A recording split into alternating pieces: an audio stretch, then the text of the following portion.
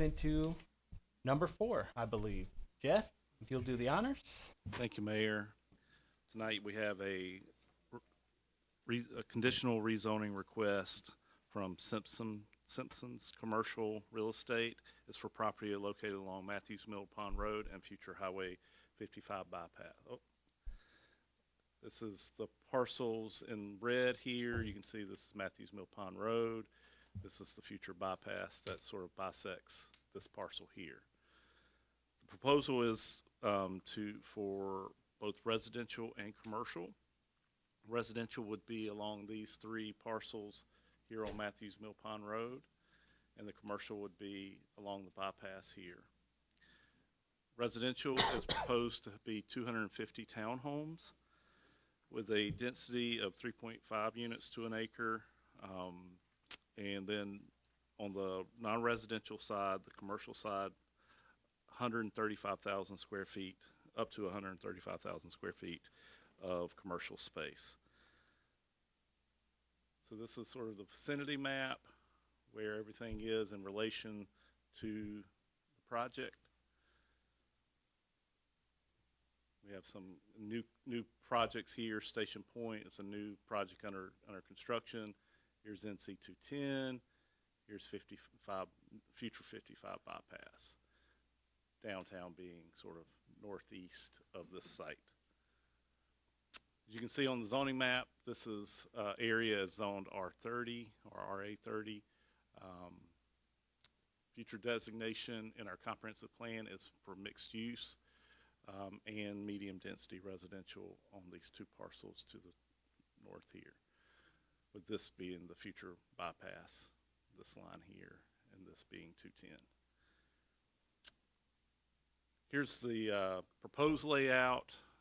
Again, that may change when they get through construction drawings, but this is proposed layout with 2 intersections with the current Matthews Mill Pond Road, with this street connecting over to the Station Point project that's under construction now. Station Point does connect over through this phase 3 here over to Tippett Road. Let's see. Here's the commercial section. Right now there's a proposal for a grocery store anchored strip here with a gas canopy in the front and the various out parcels along. This is track 1, this would be track 2, and so this is additional commercial area here. This is Matthews Mill Pond Road. They're proposing 2 connections to Matthews Mill Pond Road on this track here. This was heard at the December Planning Board. December Planning Board did recommend approval. There was a couple of conditions that the Planning Board asked for you all to consider, that the minimum parking be increased from 2.25 units to an acre to somewhere between 2.5 and 3 units to an acre, or per unit, sorry. And the applicant can speak to how they may or may not have addressed that condition. And then additional condition was requiring 25% of the dwellings to be single-family homes. I can answer any questions that you have, but the applicant is here with their team, and they have presentations that they'd like to give you all. I'm going to open the public hearing. Any quick questions for Jeff while he's standing here? Otherwise, we'll hear from the applicant.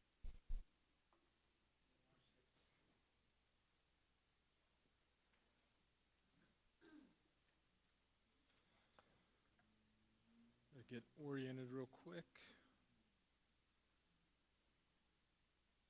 There and then perfect. All right. So good evening, Mr. Mayor and Town Commissioners. Thank you for the opportunity to present our proposed mixed-use development for your consideration tonight. Since our presentation to the Planning Board, I have had an opportunity to meet with each of you all, and I just want to thank you for that time. It was time well spent, and through those conversations, I've learned a lot about what you all seek and desire for your community. And before I jump in, I'm also, I think it was mentioned earlier, but I'm also grateful for the new process. When we started planning this, I couldn't talk to y'all at all. It was forbidden. So now that kind of judicial veil has been lifted, I've been able to obtain your feedback and seek your input and further improve what we plan to present tonight. Before jumping into the project, I just want to give a little background on myself and our company. My name is Wesley Fricks. I live in Raleigh with my wife and 3 sons. I'd hoped that that the boys would have been able to be with me tonight, but the basketball schedules, plus it's getting kind of late. So, but my development partner Sam Simpson is also here with me.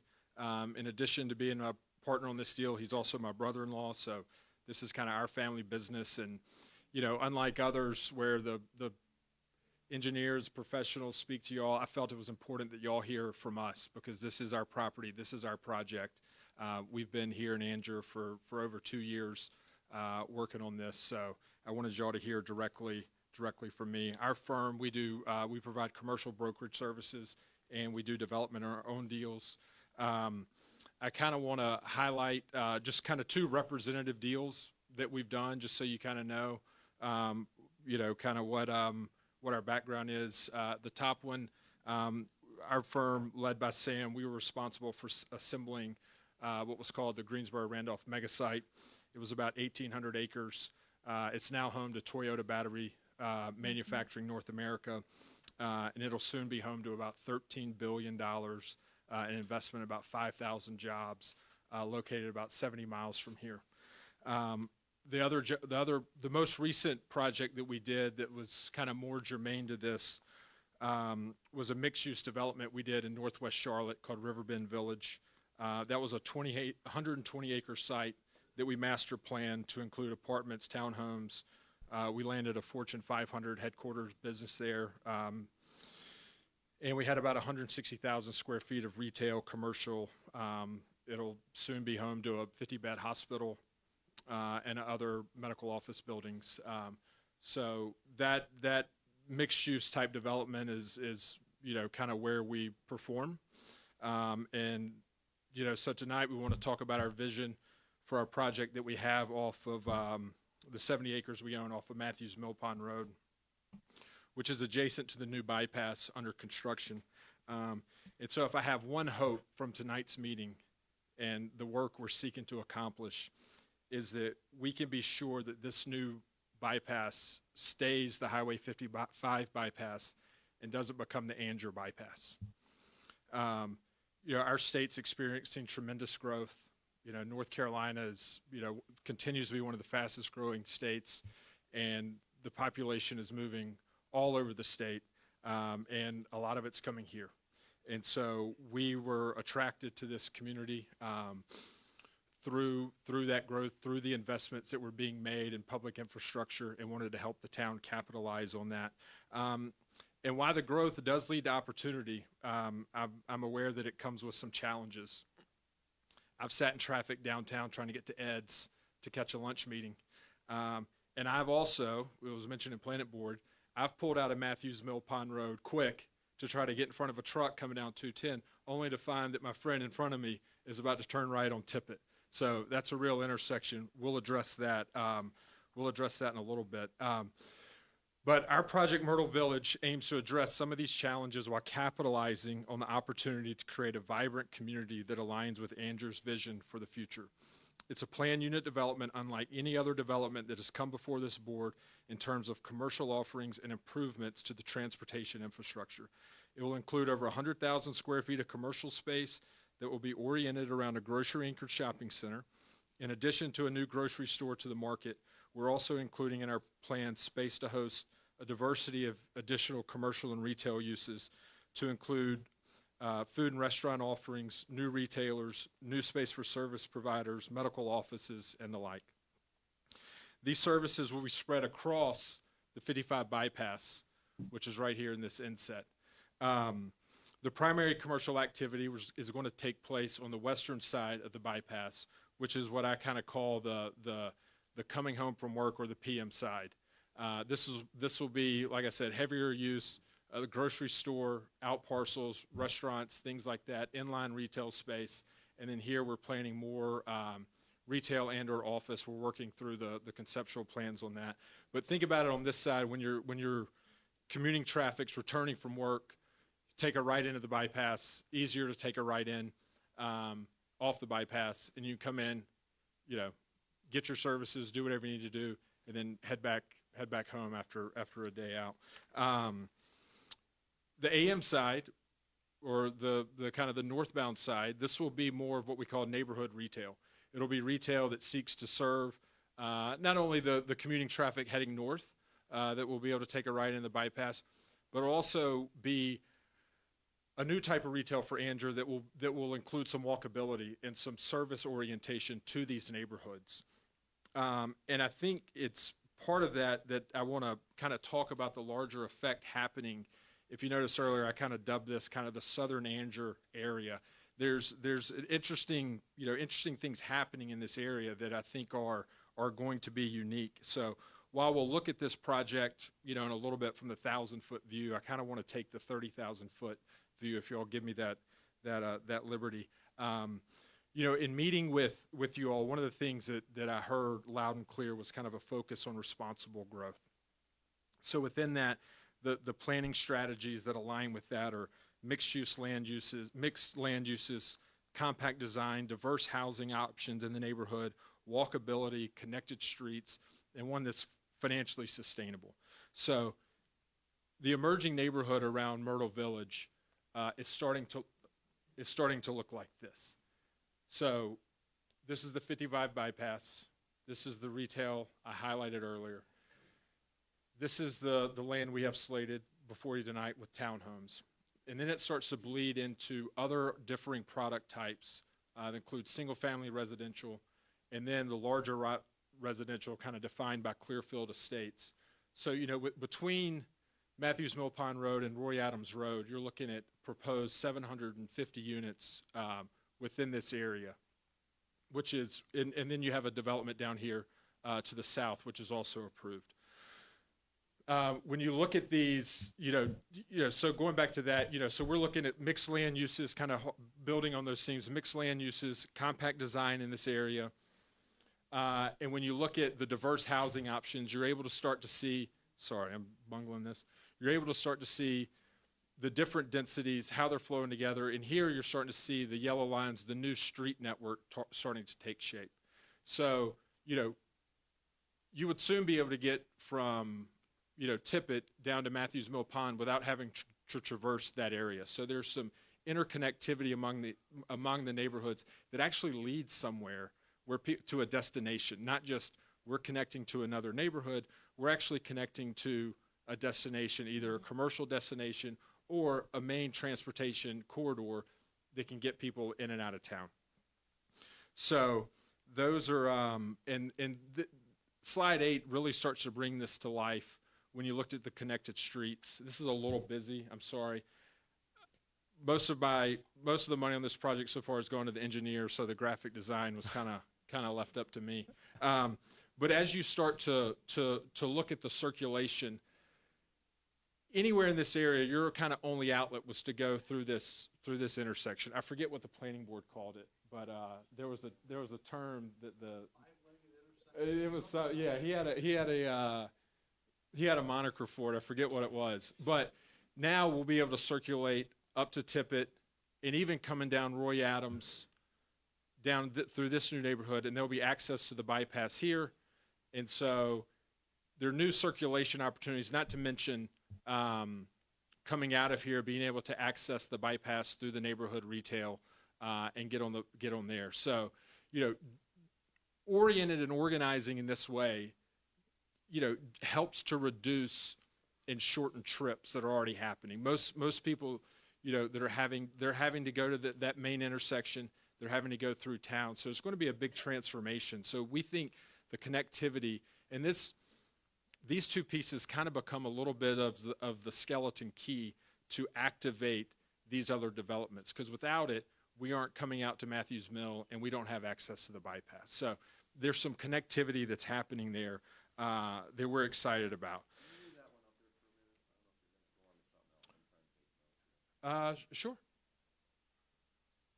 So, by locating the retail within the neighborhood, one of the goals is to shorten the trips and even eliminate trips altogether with having the walkability component that we're offering. Yes, sir. So the next slide, and yeah, it's just a slide. The Triangle Business Journal ran a story. We good? All right. Yes, sir. Thanks.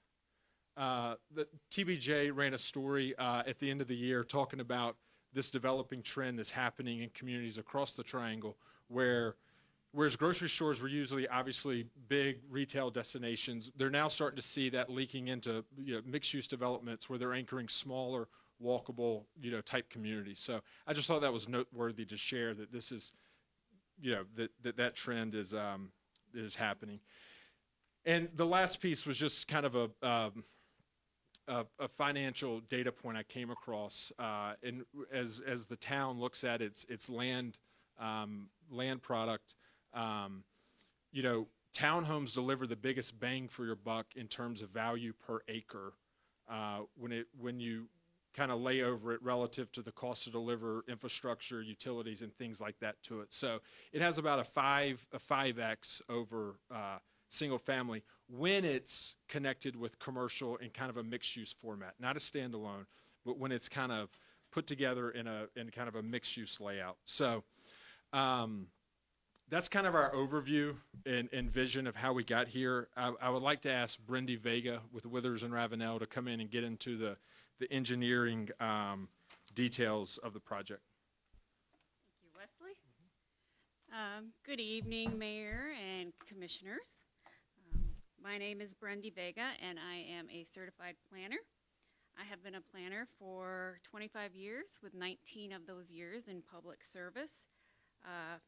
Locally, I spent 11 years with the town of Apex and over 2 years with the town of Wake Forest. So I've been on both sides of development here. So we are excited to be part of this project team, bringing this mixed-use development to the town of Angier.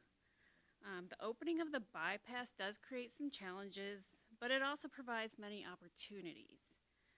With people traveling the bypass to commute to their jobs, take their kids to school, and drive where they need to go, they will have a place to stop and do business. A mixed-use node makes sense at this location, and it is envisioned in the future land use map. We often think of increased traffic volume as a negative. However, it is a positive for businesses wishing to capture that traffic. With the intersection of 210 and the bypass, this area will provide those traffic counts that retailers and grocers look for. Another component of a development node that is in keeping with planning practice is the location of higher density being near the commercial, and the density stepping down in density and intensity further away from the commercial node. The higher density near the commercial provides businesses with the shoppers and diners that help them thrive. It's like having built-in customers. The Myrtle Village Master Plan takes into consideration that the higher density residential at this location helps provide the rooftops for the commercial uses nearby, and it also is not that far from downtown Angier. On the map, it's 1.4 miles. It provides an infusion of activity that can support existing and new downtown businesses. This neighborhood will have the benefit of having convenient access to regional commercial as well as local businesses downtown. The master plan and the rezoning are consistent with the town of Angier's comprehensive plan for the UDO, and the UDO for these following reasons. The project is consistent with the land use plan designated as mixed use and medium density residential.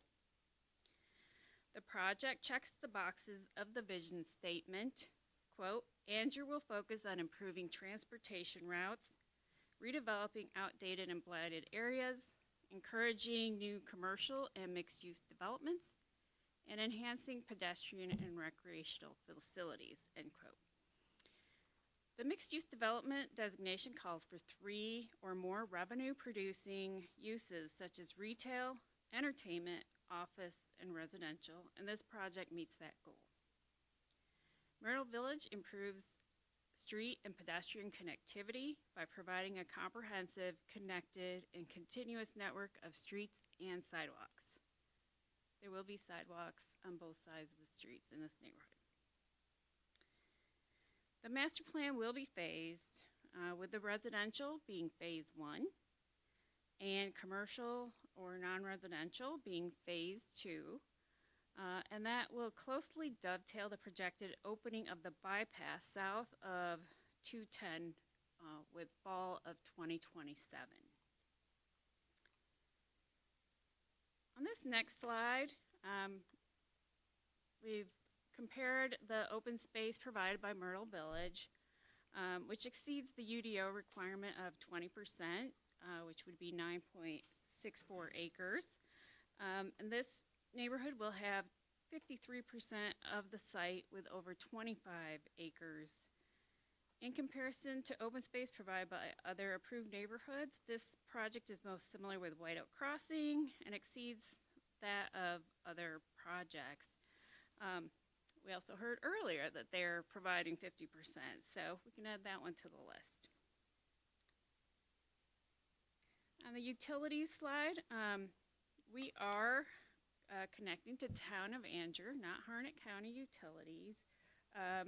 The water connection located at Tippett, and will also be connected to another point in future Station Point. The sewer is connecting to gravity sewer outfall. In the Station Point subdivision to the east.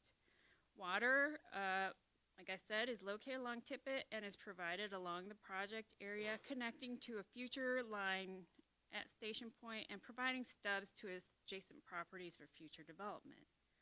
So, headed out this way and to the south on the east side. In addition to the UDO standards for non-residential buildings, the following conditions on architecture are being offered.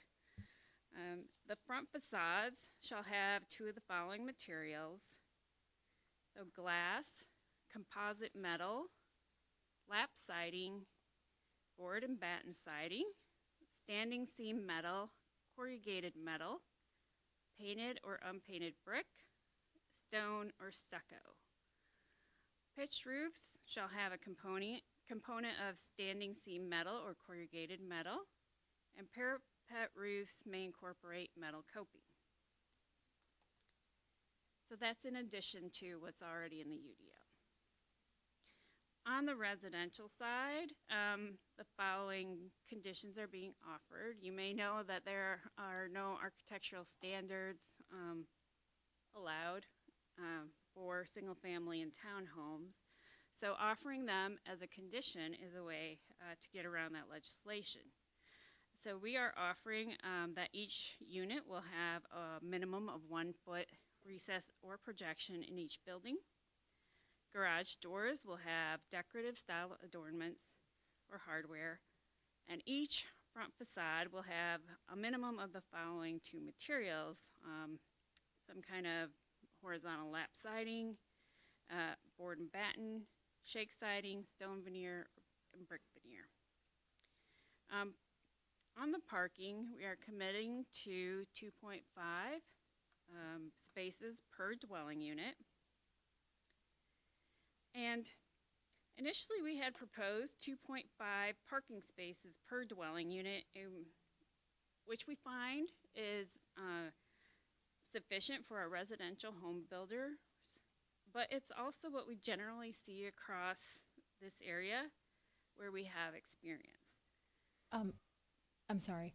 You said initially you asked for 2.5 or initially it was 2.25? I'm sorry, 2.25 was okay. our initial Yeah, ask. that's okay. Yes, I knew we had discussed that. So. Yeah. So when you all asked and the planning board if we could increase the number of parking spaces, we reviewed the plan to see if we could provide more parking. And it's not shown here, but we have looked at it. And we can add parking in the existing parking areas. So those. We can add to the amenity site. And with the blessing of your town staff, we can add some with bump outs along right of way. So we have talked to them about that. So we can commit to the 2.5 spaces per unit. We will have to shift some of the active open space around, but we will be able to keep it all within the parameters. And to confirm that we are consistent with other municipalities' parking requirements for townhomes, I checked 15 other ordinances and found that most places are requiring 2 to 2.5 spaces per unit. And Harnett County is at 2.5 for a townhome, which is consistent with what we are offering here. So the non-residential areas will meet the parking in the UDO.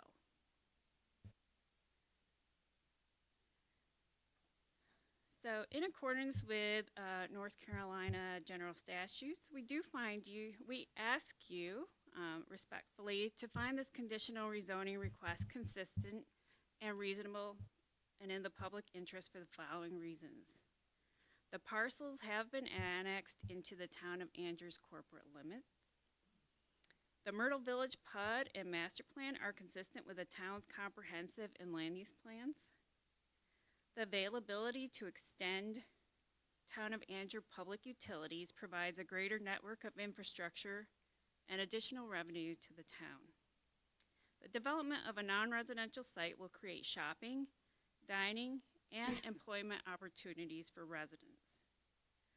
The transition from single-family residential to townhomes to non-residential provides a step up in density closer to the non-residential area, which is in keeping with land use practices. The introduction of the NC Highway 55 bypass to the area creates an opportunity for non-residential to be established along the new corridor and accessible to the local community. The introduction of mixed use provides for additional non-residential areas, keeping more resident dollars in the community. You heard some of our zoning conditions earlier, but I did want to go over some of the additional that we have offered. So residential uses will be limited to tract 3 as identified in the master plan. So it's the area east of Matthews Mill Pond. The non-residential uses will be limited to tract 1 and 2 as identified in the master plan. And 3 is a list of transportation improvements that we are committing to. Thank you for your time, and I am going to pass it back to Wesley. Perfect. Thanks, Brindy. And she left us with a great cliffhanger. And so I want to introduce Brittany Chase with Exalt Engineering to come and talk about the proposed transportation improvements.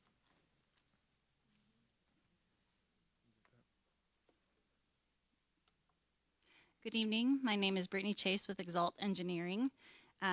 We were contracted to prepare the traffic impact analysis, otherwise known as a TIA, for the proposed site to ensure the traffic requirements for the site have been met.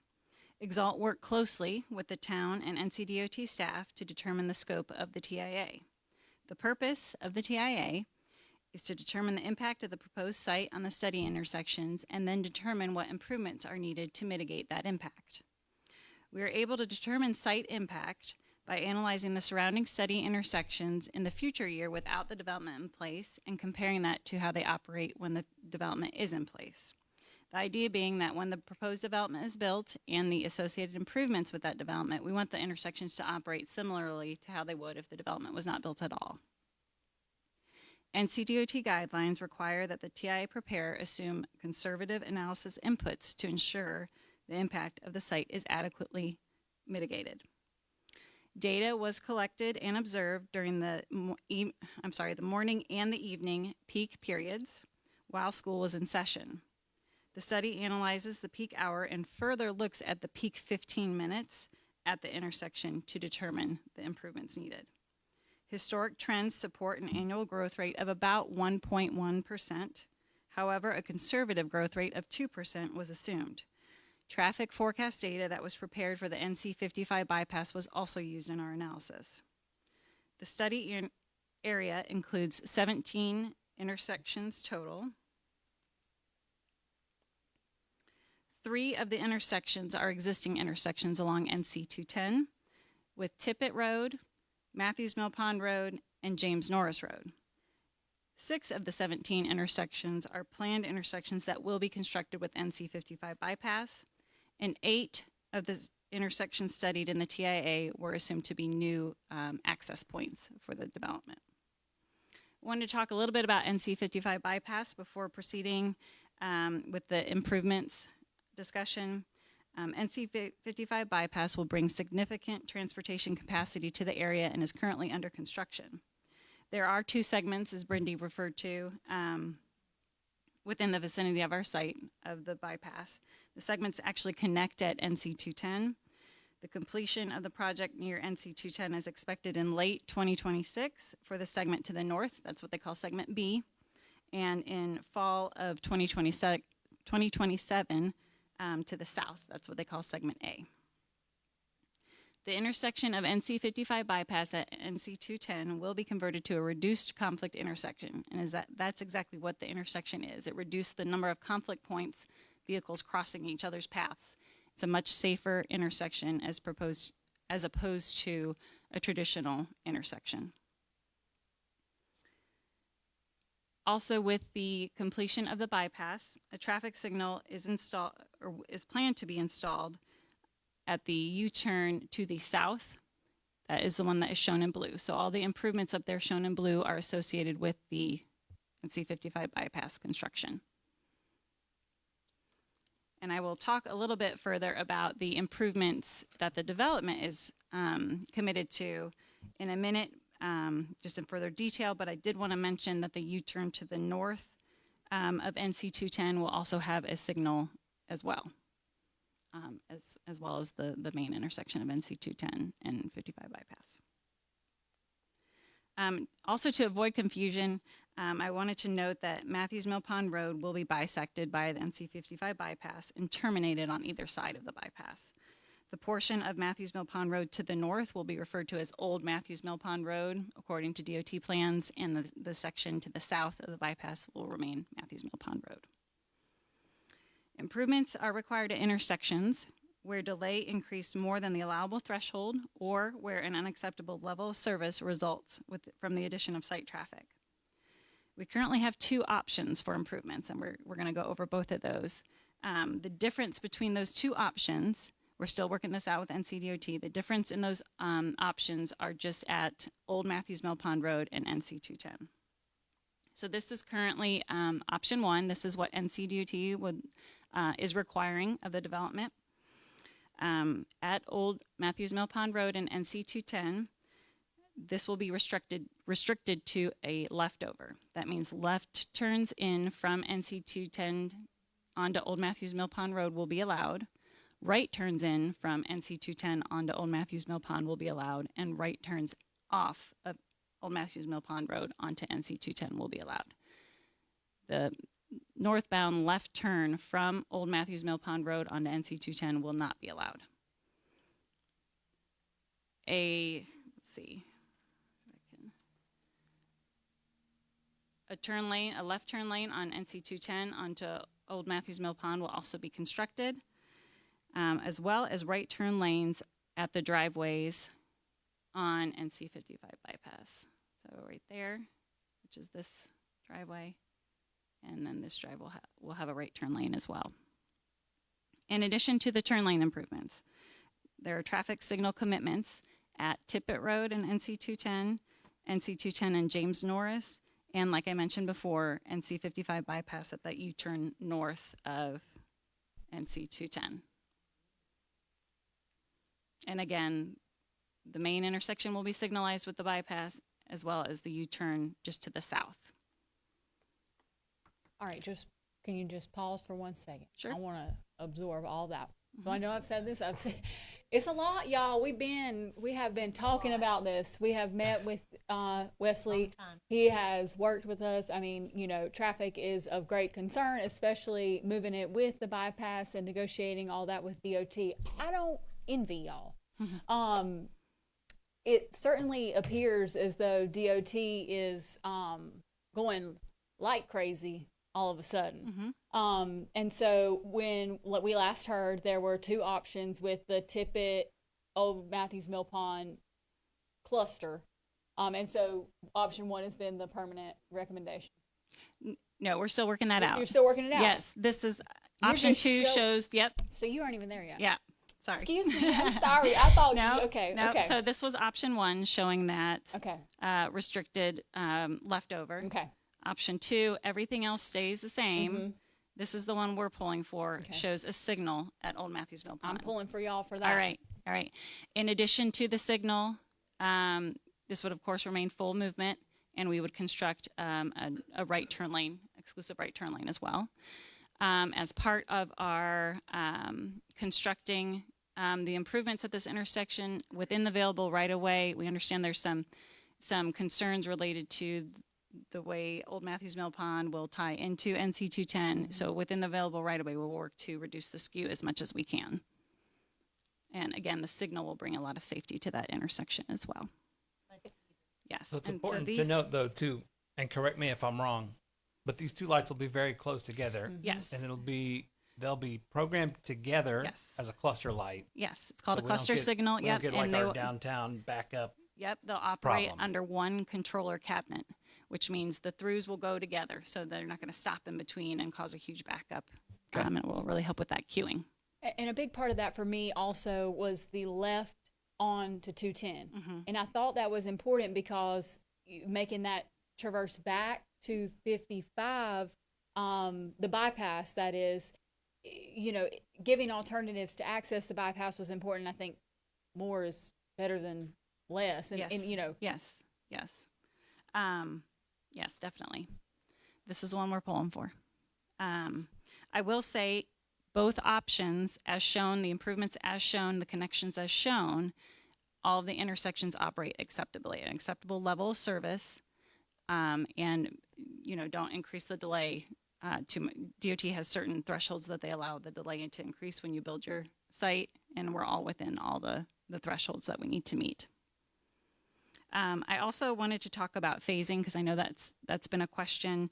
A phasing plan for the commercial portion of the development has not yet been defined and relies on completion of the bypass.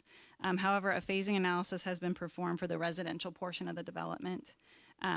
Please keep in mind, though, this phasing analysis was performed assuming Matthews Mill Pond stayed full movement because that's where we were at that stage. And results indicated that all the intersections will operate at an acceptable level of service with the residential development built, or residential portion of the development built. And the improvement associated with the residential portion would be the northbound right turn lane. That's what would need to be constructed. In general, when we phase improvements, the improvement tied to that phase is constructed well before the actual phase is, all the certificates of occupancy are issued and that sort of thing. So that's the way we ensure. So for instance, if we had a 200 home development, we would do our analysis assuming all 200 homes, all that traffic was on the road. But in actuality, the improvement is constructed before the first CO is issued. So you're really ensuring that your improvement is in place before it's needed. And the phasing analysis will be completed with each site plan approval throughout the phasing plan. Again, just wanted to reiterate the improvements as shown for both options provide sufficient capacity for all intersections to operate acceptably.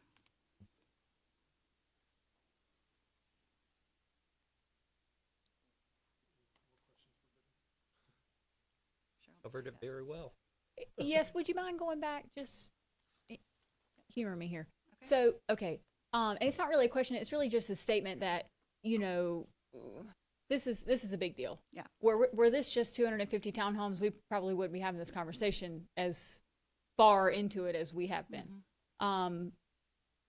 There's a lot that'll be going on specifically at that major corridor. I know right now we're accustomed to 210 being the major road that moves people, and we'll have to acclimate ourselves with that road slowing down in order to foster the, you know, bypass being the major thoroughfare there, that if you're trying to get somewhere faster, you're going to do so on the bypass and treat 210 a little bit more, I say residentially, but I don't know the correct terminology.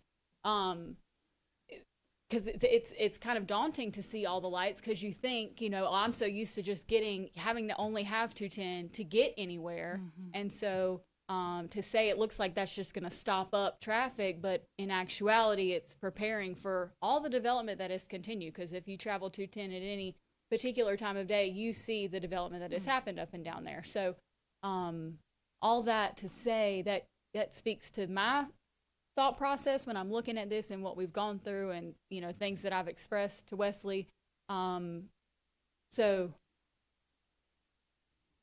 DOT is, you know, has created you know, their own thing, and they make their rules, and we go with them. But I do hope that they consider option 2. I mean, truly. Yes. And I don't know if you know, I don't know what that takes, but. Yeah. And, you know, our understanding is they're meeting internally to discuss it further this week. And we're going to pull Mr. Jones in to talk further and hopefully get the resolution that we all want. And just a couple things about the bypass. The travel along the bypass is going to be very efficient. There's some statistics. NCDOT did a study. When you compare a corridor with reduced conflict intersections compared to traditional intersections, the travel time decreases by 20%, travel time saving. So they're really, really efficient. A lot of safety benefit with those corridors as well.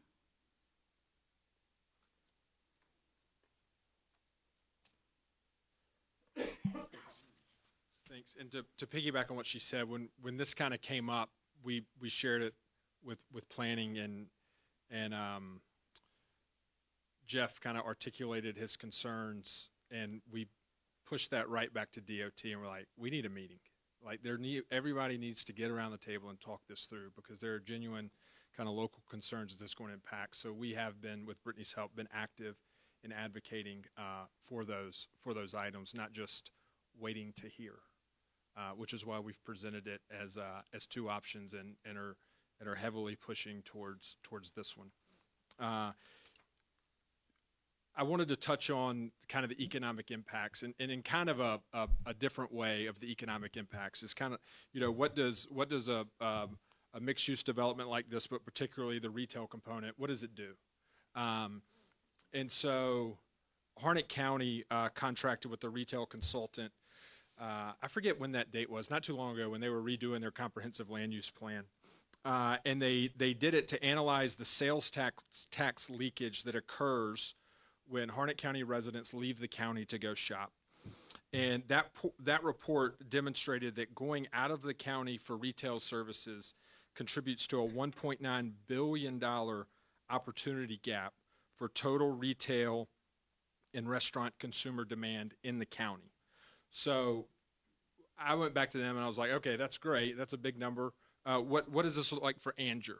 So we kind of developed a gap analysis, or a leakage report for focused on the opportunity gap for Angier. So in grocery stores, their analysis said there was a $61 million gap between supply and demand for grocery stores in Angier. There's an $85 million gap for full and limited service restaurants not being met locally. And there is, for other general merchandise, kind of general retail, there's an opportunity gap of about $46 million. So the growth's here, the demand's here, it's time. And we're excited to present this. You see, Brittany alluded to it earlier, the phasing analysis on the TIA, if we weren't trying to, but if we were just to propose a townhome development, it would be responsible for one turn lane. It would fix nothing, and it would cause more of what you got. By coupling that with the commercial and the retail and creating the mixed use, it generates a lot of trips, and a heavy burden is placed on the commercial to build out that transportation infrastructure. And frankly, it's the boring side of it, but that's kind of why it's so exciting, because you start to see real improvements happening to the network. And you start to see dollars spent locally, sales tax dollars generated locally. So our hope is that Myrtle Village will narrow this economic opportunity gap and usher in a new opportunity to provide retail amenities and offerings that will serve the residents of Angier and Northern Harnett County by sourcing them locally and bringing these additional benefits along with reduced commuting and increasing local spending here in town. Not to mention, our analysis said that this would create about 225 new jobs in the commercial and retail sectors. So in closing, this is an exciting time, and I'm excited to be a part of it. The staff, you all, everybody's been great to work with, and I really appreciate the thought, the input, and the feedback. And again, I'll kind of close with where I started. Our goal is to make sure that this new road that everybody has been excited about stays called the 55 bypass and doesn't become the Angier bypass. So thank you all for y'all's time, and we'll answer any questions. Any questions for Wesley right now? I just want to thank you for the same cooperation. This has been a breath of fresh air in terms of how development is approached. So thank you for being approachable. Thank you for answering silly questions or maybe entertaining thoughts that are, outlandish, but listening. So I appreciate that. Yeah, Yes, you're thank welcome. you. Yeah.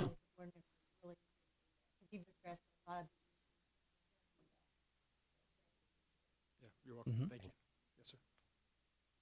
All right, is there anyone from the public who would like to come speak on this one? Oh, I got notes. Uh-oh. And bear with me, my name is Paul Strohmeyer. I live at 228 Blair Drive.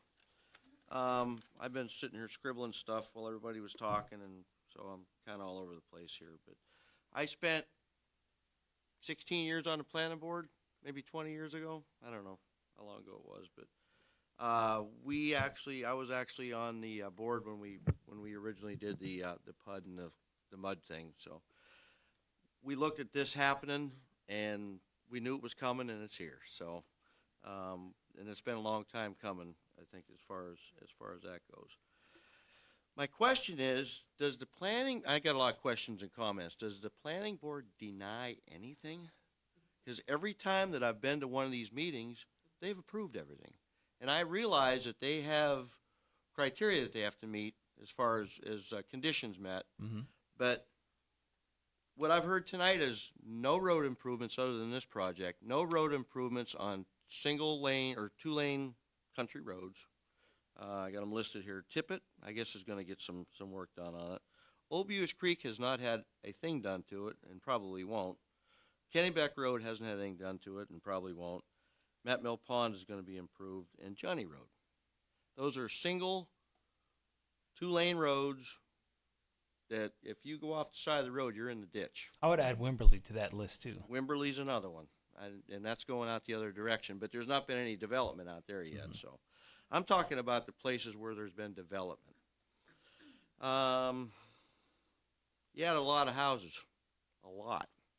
And not counting this one, there's been a lot, and not even the ones talked about tonight, but the ones on 55 and Old Creek and Tippett and Gardner Road, all of those, we've had a lot of houses. And she said tonight that they're going to tap into the city water system. What are we going to do for water? We're already experiencing lower water pressure at our house just from the few houses that have been built behind us. What's going on with that? I mean, the town can only handle so much. We're building another water tower. Are we going to have to build another one now and start this process all over again?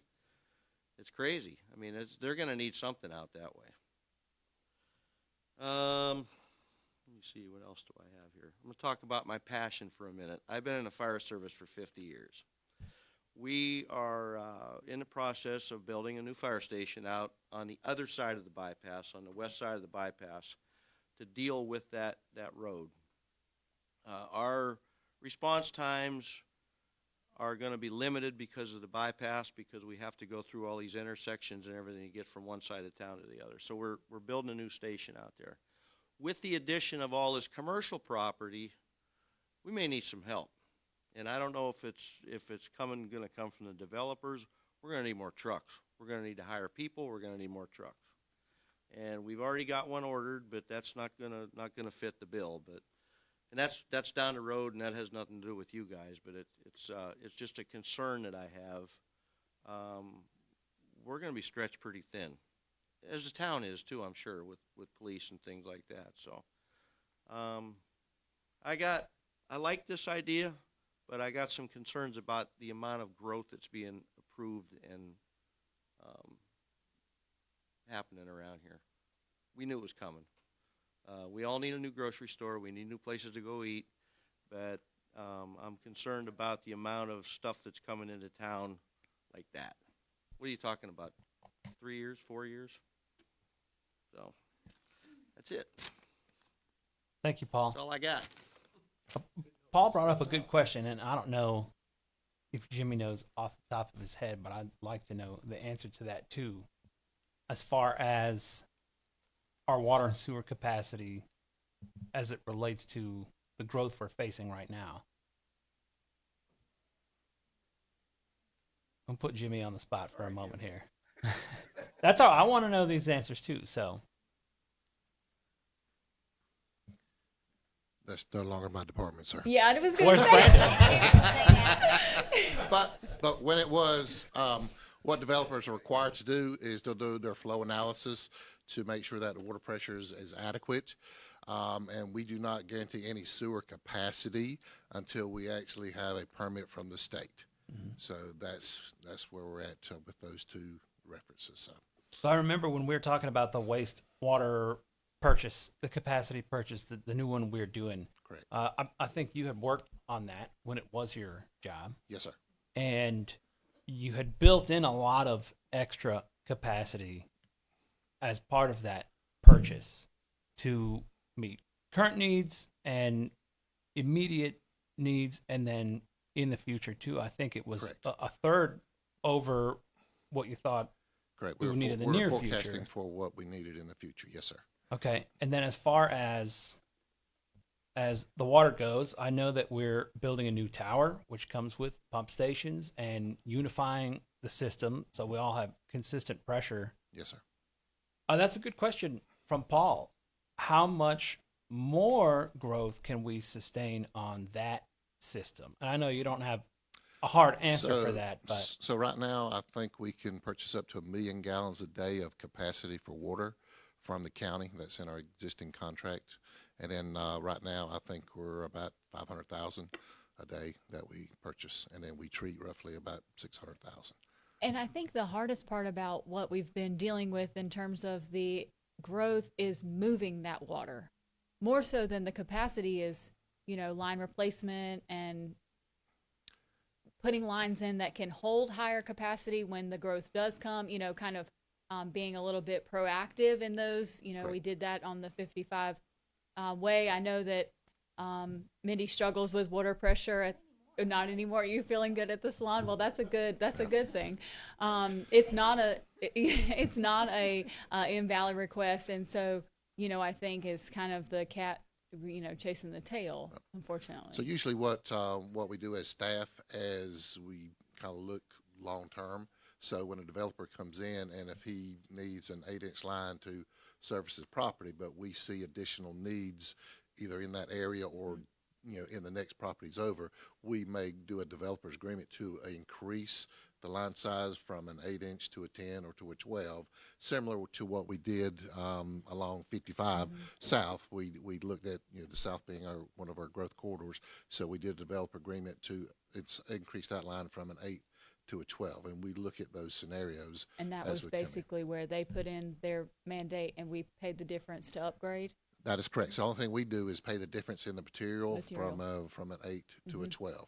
They still have to dig the same trench Right. and lay that in, but we just pay the difference in the materials, and we just do it as a developer agreement.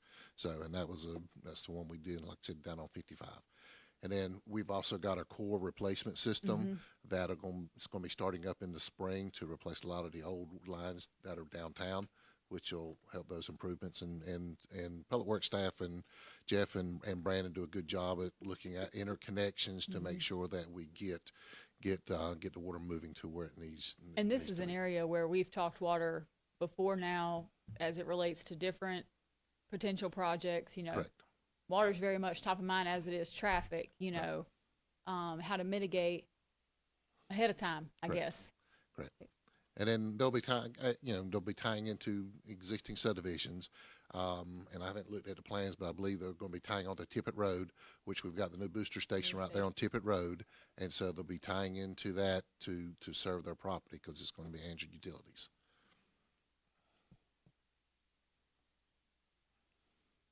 Thank you, Jimmy.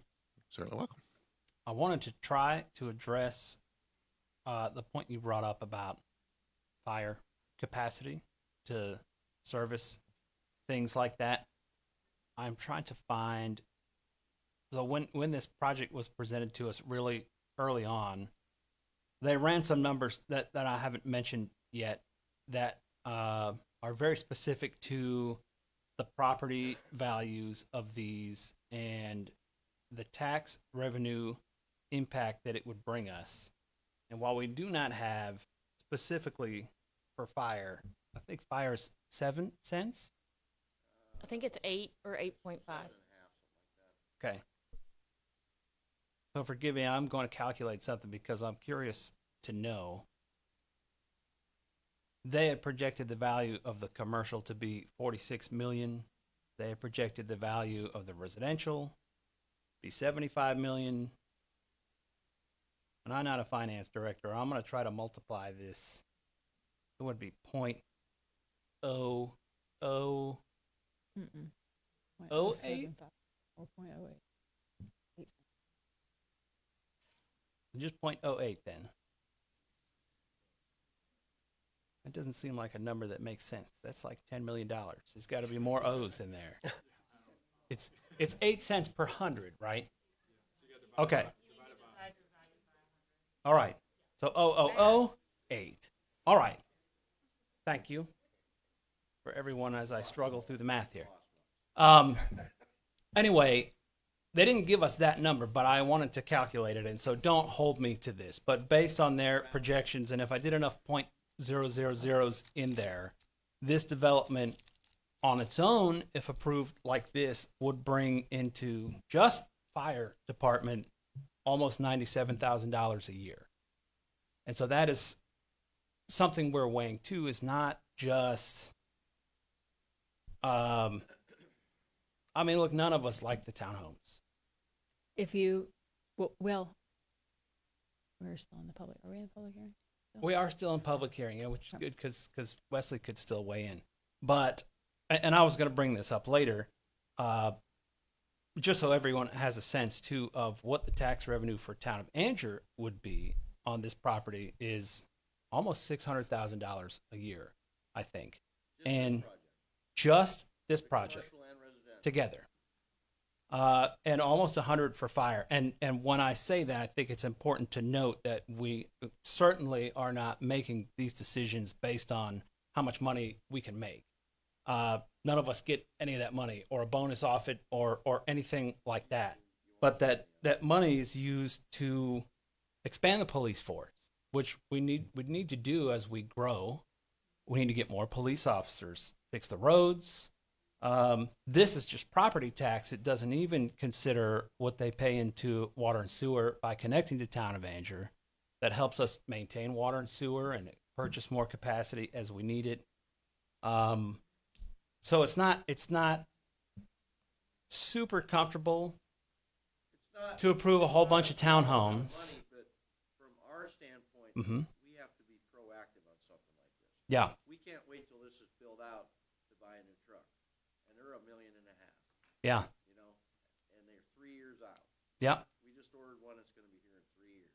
Yeah. So we have to order it now, Mhm. basically, for that, but we don't have the money to pay for it. Yeah. You know what I'm saying? I don't know enough We're about behind the eight the ball. fire to help figure that one out, but it's I appreciate you bringing it up. Another big theme that weighs on us when we decide, probably not about this specific development because it is already town of Angier. It's already been annexed, right? We're going to set a precedent tonight on a project like this because, you know, we've had the bypass for us is supposed to unlock new areas where we know we need commercial. We all want commercial. We need commercial. The money's going outside of Angier and it's going outside the county. But you guys know there's no space in the Angier that we have right now. We've got businesses ready to move in that can't move in because there's nowhere to move and they don't have the capital to build like a lot of places do. We need that commercial. A big concern that I have, and we're kind of unique in Harnett County, in that the county provides its own water and sewer to these areas. So the question becomes to a developer, cover your ears, Wesley, why town of Angier when they could do the same thing in Harnett County? Again, not this one because this one's already annexed, but say another property along the bypass in this area. If the county gives them water and sewer, then that's not a selling point for them to annex into town of Angier.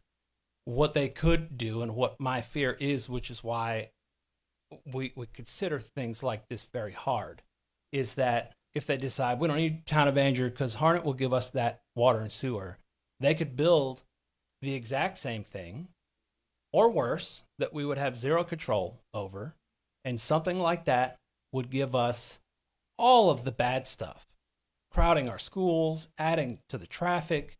It's going to do everything that we don't like to see from this growth, where we can't control it and we get nothing from it. So for me at least, and not that I am going to vote on this anyway, but you know, we definitely carry that weight with us to say, where do we draw the line where we want to have that control, we need to benefit from this, and then what's the give and take that it takes to get something like this?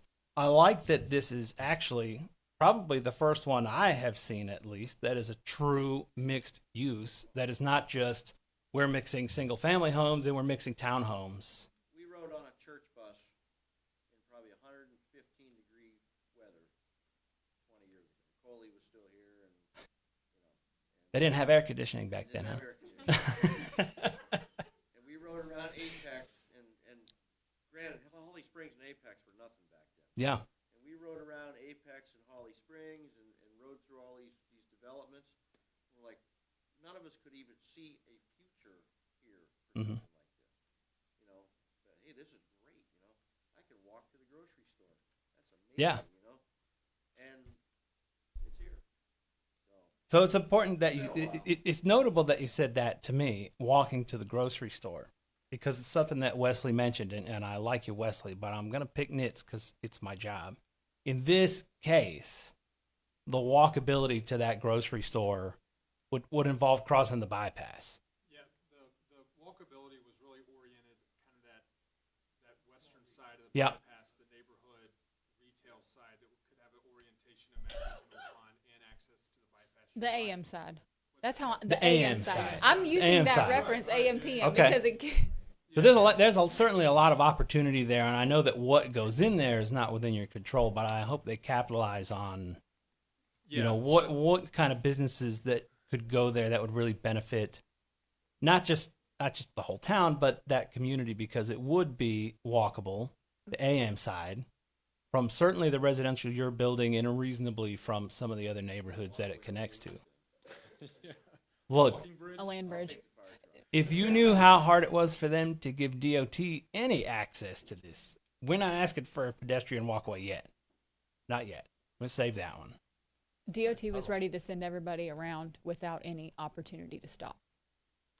And that's a big deal. Yeah, and we're all going to have to prepare for some U-turns. We had actually approached DOT about some of these intersections bypass.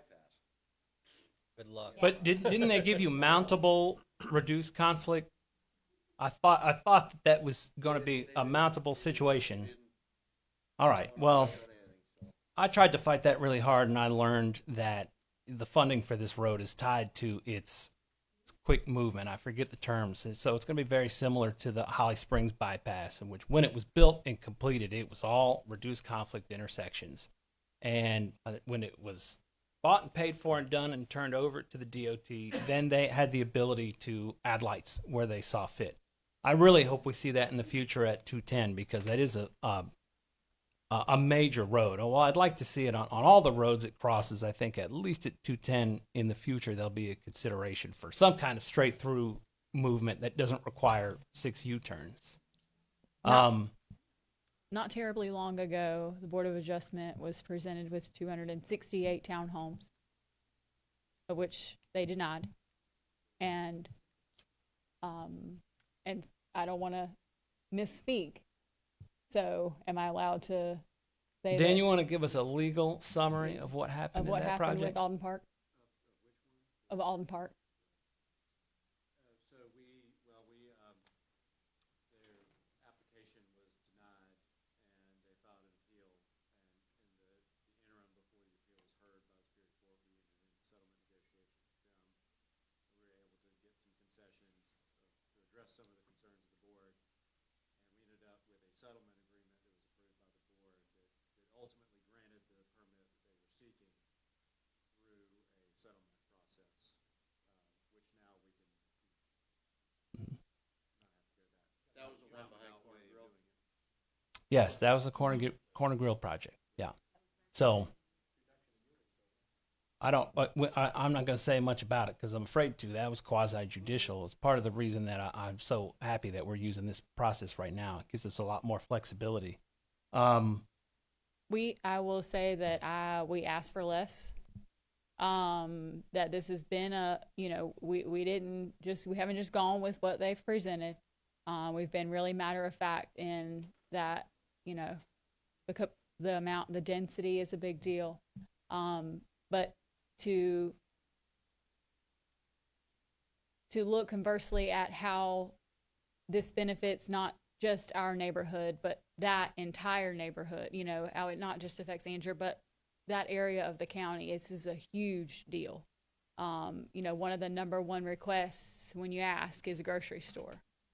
And so, I know that they perhaps it's just a good selling point, but it has been it's worth it for us to be in those negotiations about the 250 townhomes, because we're also balancing that with we're able to provide better services because of the tax implications for the town. The town is not losing in this particular. But the difference between what you're talking about in this, though, is this is on basically a major road that's being built. Which is the only reason why it's coming. That's right. And the 250 townhomes is on, basically in the middle of town, Well, the multiple entrances is a big deal for me. We've struggled with, putting 200 townhomes and having one way in, one way out, which seems dangerous and it's clustery. There's a lot of things that we're having to concede in order to grow and improve and offer what's being requested. But it's not an easy. It's definitely not an easy process. It's definitely not easy. And in Everett's defense back there, because I think you offended him when you were talking about the planning board right now. But you guys, and it struck me the other day. It struck me the other day that the public doesn't get to see. They don't get to see where this project started versus where it is right now.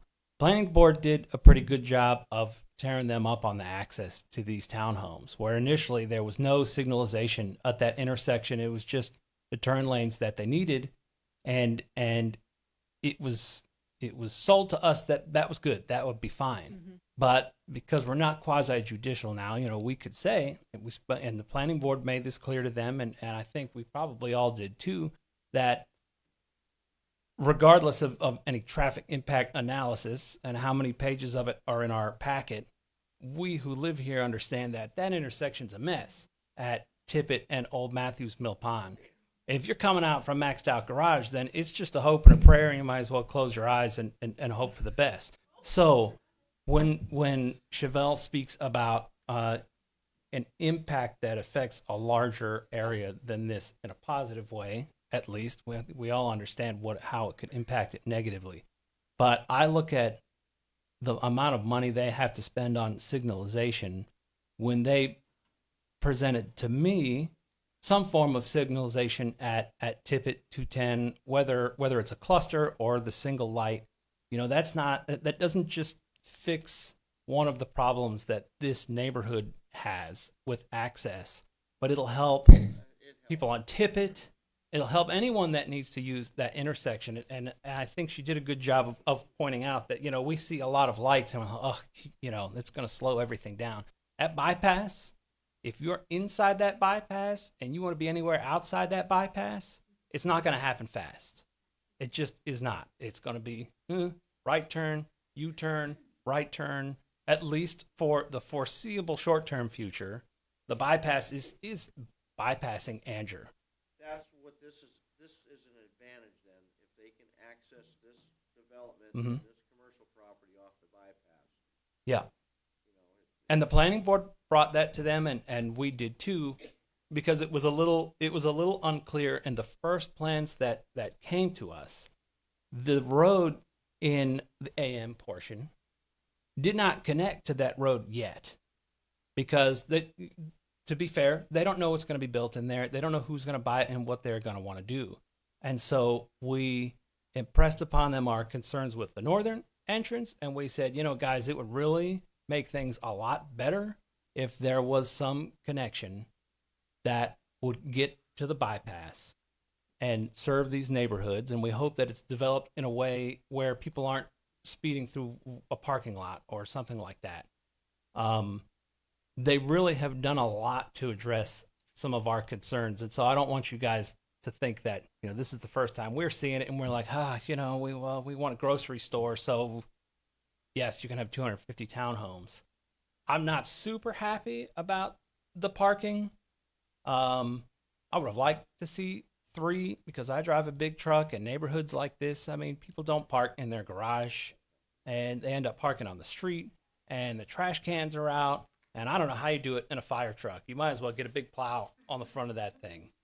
And so it's a real concern of mine, but I also understand that it's very expensive to build this commercial. It is highly speculative on whether or not anyone is going to use it to start generating money back, or how soon they're going to do it.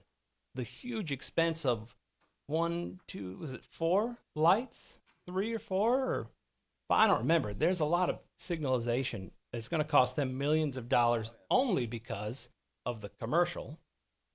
That they need a certain density. To put it plainly, the residential subsidizes the commercial. The residential and the numbers that they're at is what makes the commercial possible for them to build. And that's not a great pill to swallow either, but we try to understand, we want people to bring us projects like this that include this commercial and be thoughtful about it. And when we weigh the pros and the cons, to ultimately provide a lot more pro for the town than the cons. So, the presentation they brought us tonight was shorter probably than certainly that 268 town. Alden Park was huge because we had to go through everything, every traffic analysis, and scrutinize it. And now we don't have to do that. I appreciate the traffic analysis very much, but what it means to me is, where are we going to get these lights? How are we going to move the people out? I don't need to see the counts and the numbers, and I know what this intersection's like, so I can appreciate what's gone into it. But certainly years of work on their part and months for us to be able to consult with them and say, hey, this is not going to go over well. It really, if you could increase the parking or something like that, it would help a lot. We are still in a public hearing, and Everett And Amy, Bill Everett, Amy raised her hand first. Nick did as well. All right. I don't know who's first. You want to rock, paper, scissors? I'll make it fast. Okay. All right, Amy Dragata, Windsor Drive. You kind of addressed my concerns already. First of all, I wanted to say that I'm excited about all the commercial planning. I feel like that's important for our town. My main question was about the water, which you already addressed. My other question was about pedestrian crossing, because I just wanted to point out that it has been compared multiple times to Holly Springs. They put a pedestrian crossing in front of Target, but not in front of Walmart, and there's been multiple pedestrian deaths in front of Walmart. So I feel like if we want to call this truly walkable, we have to have a pedestrian crossing. Yep. And that's why I called him out on the walkable thing, just on a technicality. I don't know, and I don't know if anyone here would know if the DOT has any plans for pedestrian stuff on that. I think at least for the initial construction of this road, for it to be funded and happen, there's probably not any pedestrian bypass. But the DOT, once it's been turned over to them, has the luxury to revisit intersections, pedestrian pathways, stuff like that. So certainly that'll be raised in the next couple of years, especially as we start using this road and understand what our needs are going to be. Nakia?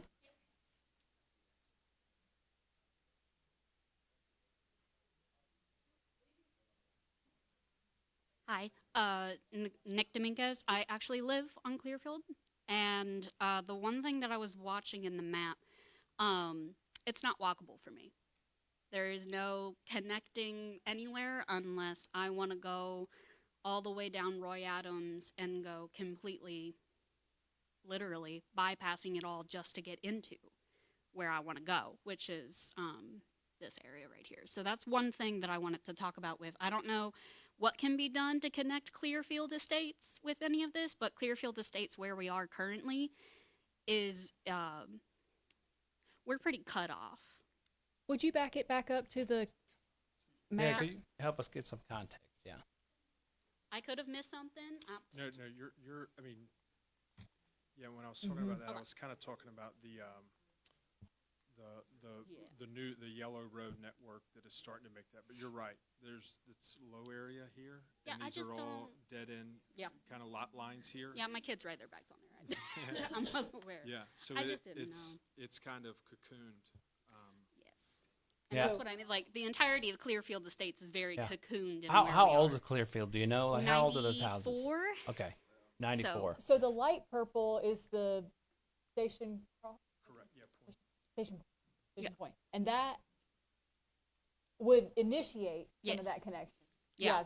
Yeah, that opens that Uh-huh. crossing up right there, Mhm. and then to come Okay. up to tip it here. So if you were here, I mean, Yeah. that's the closer shot, and you boys might be adventurous and want to pioneer that. Don't encourage my kids. But Don't to encourage come those up Roy boys. Adams, and then you could catch that Okay.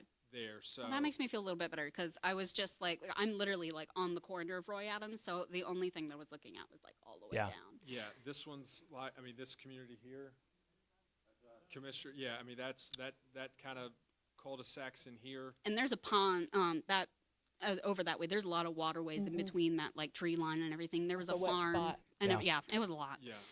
The, So, but it's a first blow. It's a Yeah. it's kind of a Yeah. I'm excited. And I Honestly. think that's how, development like yours from the 90s Yeah. has got good and bad. Good in Yes. that we have that spacing apart that we all want to see today, but it's hard to get because Oh, yeah. the money just doesn't work. I the absolutely downside love is it. that probably thanks to Paul, they weren't really concerned about weren't worried future about that. future connectivity. Yeah, well, we Whereas were. the neighborhoods Yeah. that we're seeing now that pop up, that's almost, I think it's a requirement that we have to provide some type of future connectivity. Right. So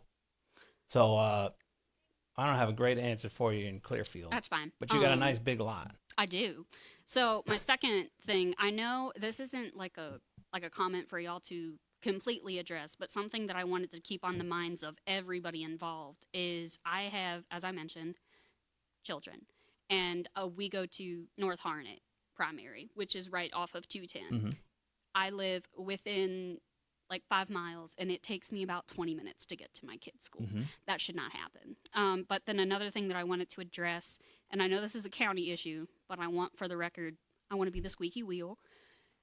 we are a low-rated school in Harnett County, and my children just came back from winter break today, and they said that there's more children being put into their classrooms with already 30 children in the classroom. It is, it's highly populated. I have heard about schools doing something with this, but that's just something that I want to put on the forefront of everybody's mind because the children are the future of this community, and if that is not fostered, and if that is not held to like a compassionate standard, we're dooming ourselves. Yeah. So I don't know what plans are, but that's just something I want people to think about because I don't want my kids to feel like that they not that they wouldn't, but like they have to invite 30 kids to their birthday parties and all that stuff because it's just the population. And I know that North Harnett primary is pretty old. Yeah, it is, and you know I have kids in an elementary and middle school too here too, and 210. I won't dive too deep into it because the control of that is out of our hands. But I mean, it's hurting our economic development capability. So it's certainly on the forefront of our minds too. Good. I'm actually planning to reach out to Board of Education or Harnett County School System because someone needs to come present to us and for the public like. What's the plan? All right, cool. Thank you. Yeah. All right, Everett.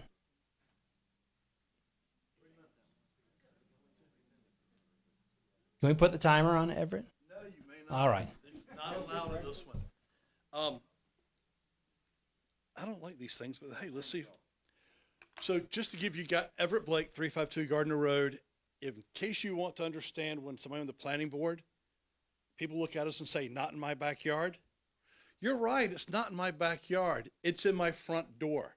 If you take Roy Adams to the bypass, where the two meet, the little red dot's my house. I mean, you can't make this any more involved. So it is here, and, you know, I use Roy Adams now. It's not all the way paved yet, and I really don't care. It's big enough for a dump truck. I will say, when the planning board heard this and we voted on it and looked at it, I voted no every time. I was the only one to vote no every time. Sam had some great points about helping with the density, going from just townhomes to adding some single family in there.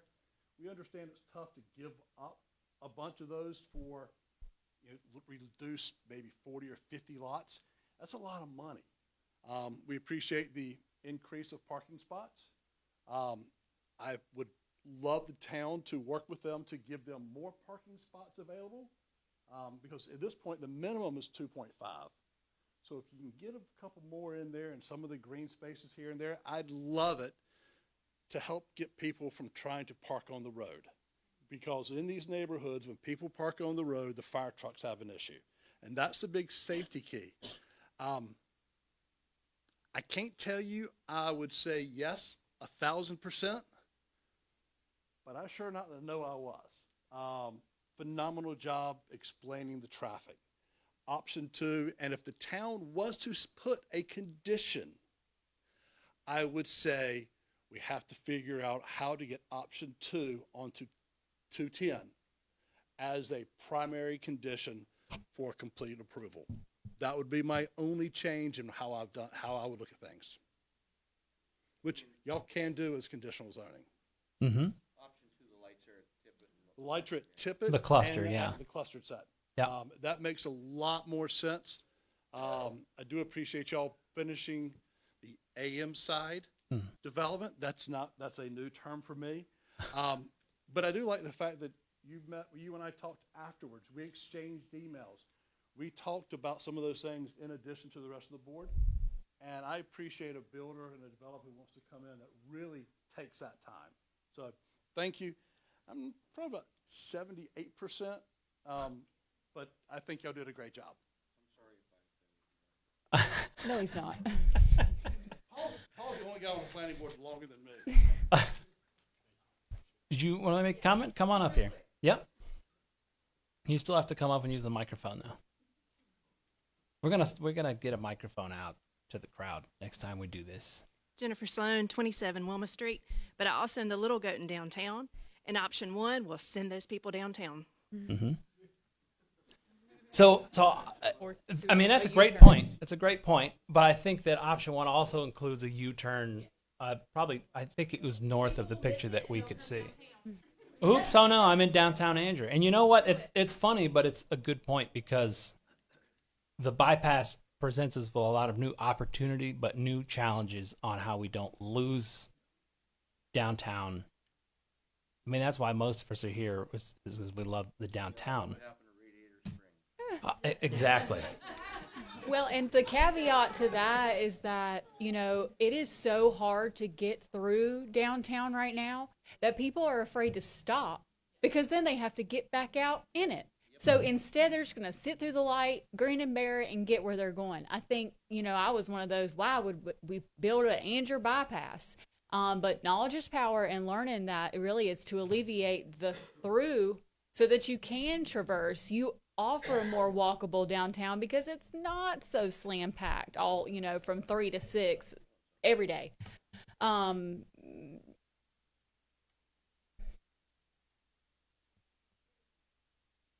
Yeah. So I mean, I prefer option 2 because the cluster light. I think it makes it a lot cleaner and it allows you to do left. But do you think if we say option 2 100 times that they'll hear us? We're close. But option 1 is not a deal breaker for me because it does still offer signalization in that area. That helps not just this, but other parts of the area too. Is there a condition, or can we make a condition to provide some signalization at that intersection, or are we? Is it even something we need to do? We have no control over it. Yeah. So, I mean, what it'll do is, unfortunately, we'd have to pull the deal. So, because it'd be saying, okay, you've got to make NCDOT. Right. Now, if y'all could promise us that you can make DOT do it, then I don't think we can make DOT do anything. again, that's our preferred solution. We're lobbying for it, but if you've ever worked with NCDOT and you've tried to be logical with them, it Yeah. does not work. Mm-hmm. And they will kill a deal. They do not care Mm-hmm. about Sure. Angier. They don't care about anything. They care about as Yeah. many cars as they can get going as fast as they can on that road. And so, again, I mean, we're totally on board with you. Yeah. On that, but Well, let me clarify maybe, because maybe I said it wrong or I misunderstood. But the DOT has come back. Did they present option 1? Yeah. So they suggested option 1. Will you come to the microphone? Just Yeah. I'm sorry. I keep forgetting. I mean, we hear you, but nobody else will hear you. Yeah, we proposed option 2, and after waiting a bit, they came back and were like, well, we want to go with option 1. All right. So the reason I ask, and forgive me for interrupting you, but I'll lose my train of thought, is that so if they brought option 1, it's safe to assume that they would approve at least option 1 and hopefully option 2. neither option is not an option. I think that's Right. where we're going. It's So going to that's- be one of the So other. that's what I was It's not saying. nothing. That a condition would include signalization, None of the above is not an answer on the which test. which would cover option 1 or 2 in my book. Yeah. I would prefer 2, but 1 I'm okay with, is what I'm saying. And so when we went back with not only the request, also the warrant analysis justifying why option 2 was better, with town planners' concerns, pretty pointed concerns. Yeah. And we're like, we need to have a meeting and talk through this. Yeah, and I'll call some people and we'll shoot for option 2. But option 1 is okay with me if that's where we end up. And so, do we need to add a condition that some signalization gets done, or is what they presented That's to not us an option. as a master plan? We wrote it. Brindy, the condition was either or, right? We already Okay. provided that condition. So it's either 1 or 2. Yes. All right. Yes, sir. Okay. That satisfies me, because what I don't want to happen is DOT says, you know what, you can't put a light there at all, and then I have fundamental problems with the neighborhood again. So I can think of lots of places where I'd like to see lights, but okay. So I think you've satisfied what my concern was, which is that we will at least get option 1 or 2, as what you've already presented to us in the conditions. Okay. All right. Is there anyone else in the public who would like to say something? Because we're still in public hearing. All right, well then, with your guys' blessing, I'll close the public hearing. All right, we talked about a lot, which was fantastic. I'm sorry it took so long, but I think everything we talked about needed to be talked about. So Yeah, I can't say I'm sorry because it's really important that we talk about it, that you all hear our thought processes, that you all kind of understand where we come from when we make these decisions. So I know it's 10 o'clock, but. This is the biggest deal that's ever hit Angier. Mm-hmm. Any discussion amongst each other? I think, for me at least, I think we've hashed this back and forth for months. Yeah. Good luck. No, it's So if I'm okay you're with it. inclined to move forward with the conditions that, and approve the project, conditions that you all would consider would be the master plan supplement dated 12/31/2024. And then there's other conditions, as Brindy pointed out, residential uses limited to track 3, track 1 and 2 being the non-residential uses, and then 4, which is the traffic improvements that we've talked about, and that, you know, Brittany pointed out to you all, which includes option 1 and 2, 1 or 2 at Matthews Mill Pond Road and Tippett. So those are all included in the master plan and the supplement, and will be incorporated in the approval document. All right. All right.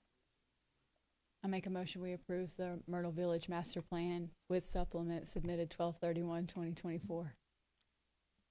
Is that good? Perfect. She didn't even read that off anything. Just got it. All right, any discussion? All those in favor, please raise your right hand. That's unanimous. Thank you guys for going through that process. So we felt like we really had a say and our hands were not tied. I'll make it happen. Thank you. Do you guys want another recess, or you want to crash through the rest of us? I Okay, want to hurry. Yeah, it's 10 o'clock. All right. All right, then we're going to keep on moving. Find myself in my packet here.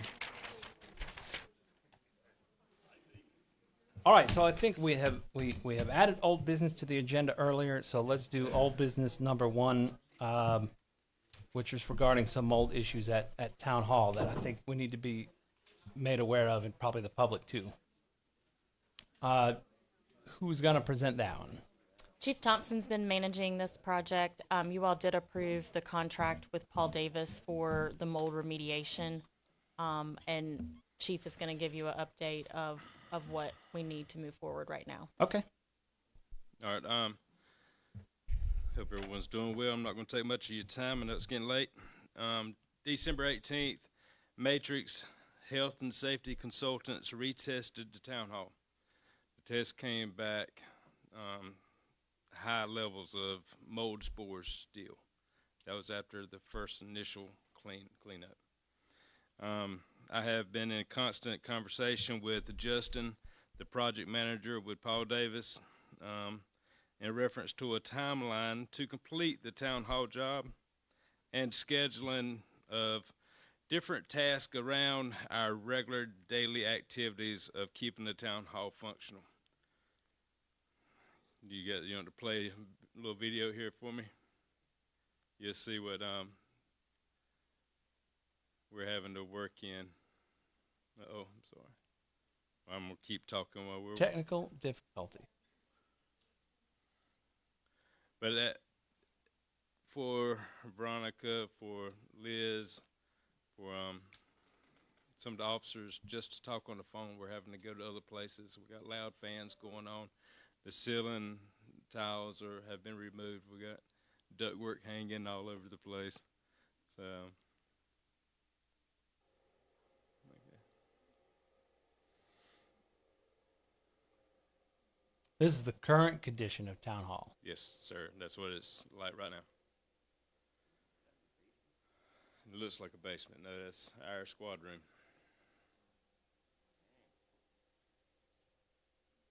We tried to make it a little prettier. Very festive. Yeah.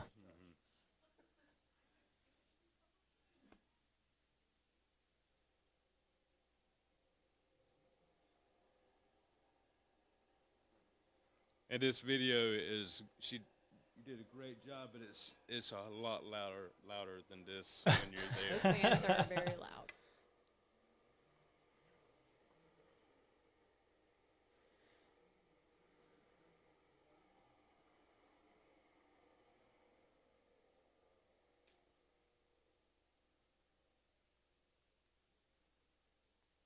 I don't think I've seen a whole office yet in this video that didn't have stuff everywhere.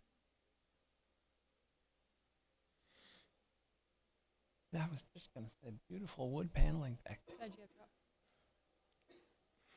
It's from the 70s. That was an update. That stuff's coming back, man.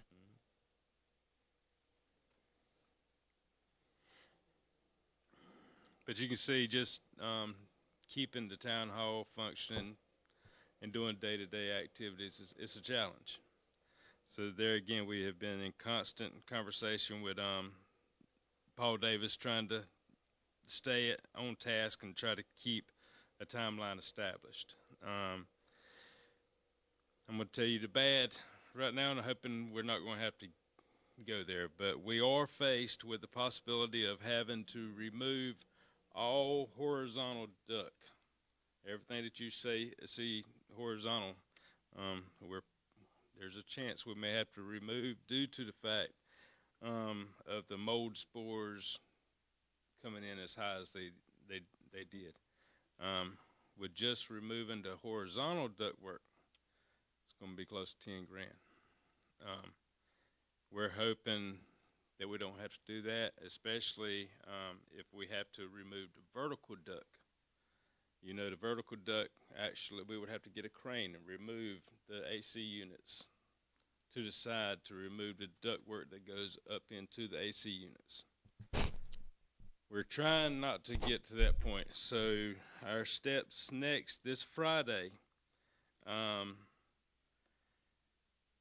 we are working with Paul Davis. Paul Davis is going to come in and they're going to spray a new type of mold killing foam inside of all the ductwork.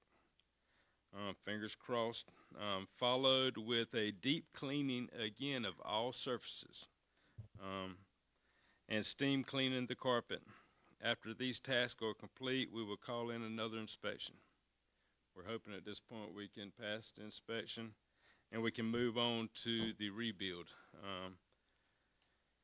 Once we start the rebuild, we will be replacing all insulation, ceiling tiles to acoustics ceilings, rehanging all electrical fixtures, and rehanging and securing up all ductwork. At the moment, our demo and cleanup cost is roughly about $17,000, and it's still not final. Do you know? I don't need to interrupt you, but it's relevant right now. What is the cost of, if you know, their attempt to clean the ductwork? Do you know what the cost of this new foam product is? Yes, this is going to be very inexpensive. You're looking at about $500. Okay. So it works out to roughly about $150 or so per room. So it's not expensive. That's an important number for me because in my head I'm thinking, are we going to take a crack at it or are we going to just change the ductwork? So no, we're going to take a crack at it. So for $500, we're going to try to save 10,000 plus. So I think we're all in agreement with that. The reconstruction estimate quote, as of right this second, there's a lot of uncertainties still, but we're looking at about 15,000. All right, so if I understood you correctly, 17 right now, 15 more to go. That's what we're expecting. Correct. Okay.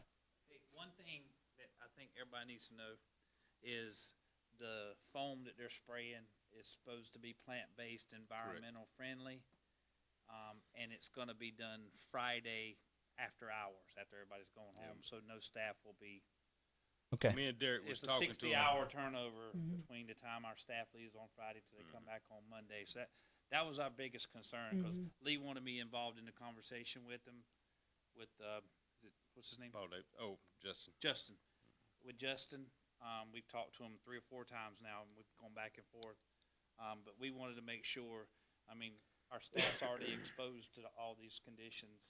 We wanted to make sure that this wasn't something that would interrupt their day or put them at risk anyway.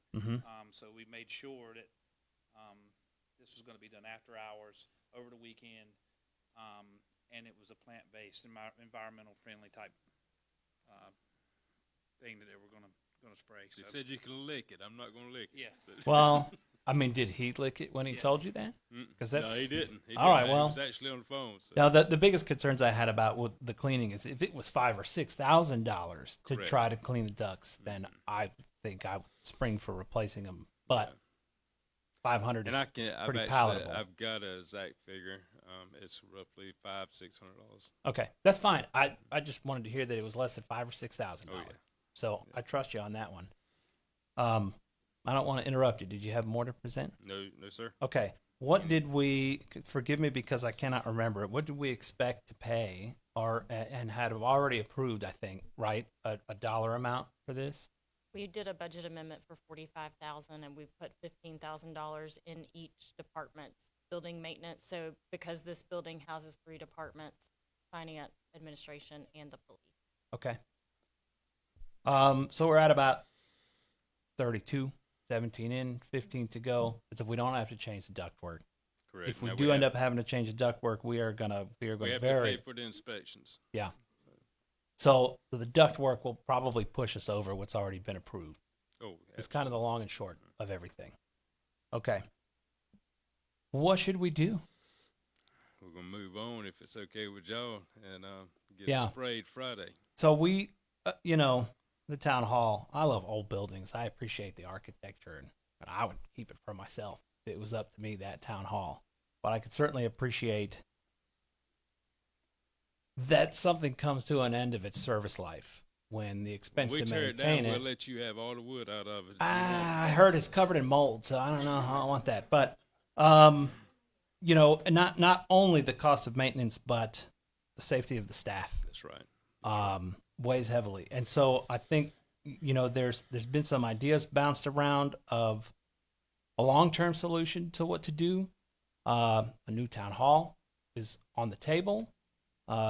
There's a potential to relocate town hall staff into the police station, which is overbuilt enough now to comfortably accommodate all that staff, while a town hall would have to be planned and built because we need the police station for the police to grow into. So that would be a good, comfortable, temporary location. But as far as right now, I don't see that we have any other option than to continue to repair this building as quickly as we can. And let's keep our fingers crossed that this foam is going to do the work. Yeah. And if it doesn't, I'm in construction, so. One of you is worth $10,000 to me. So Yeah. I would say 11,000. at least. Yeah. And I think it's a very real option that will be what you have to do. There's a good chance. And so I'm not going to be in denial about that. But this is the perks of working in an old building. A lot of folks around are dealing with that. Did they figure out what caused the mold? I think it was going. It was from all of the rain and the humidity this summer and causing the HVAC to have condensation. And then the condensation Because it wasn't insulated properly up there, right? There was no insulation. Yeah. up there. So cold ductwork, it's like a can of soda you take out of the fridge. The AC's on, the ductwork sweats. It's got And nowhere the to good go. thing about when we do the build back, we're going to insulate it properly. Yeah. It had like 2 layers of ceilings where over the years they put That's insulation. handling everywhere. Yeah. But I mean, the way- I think there will be continued conversations about how to improve that space. Flooring being one of them. Carpet holds a lot. It's cloth. That's what it's supposed to do.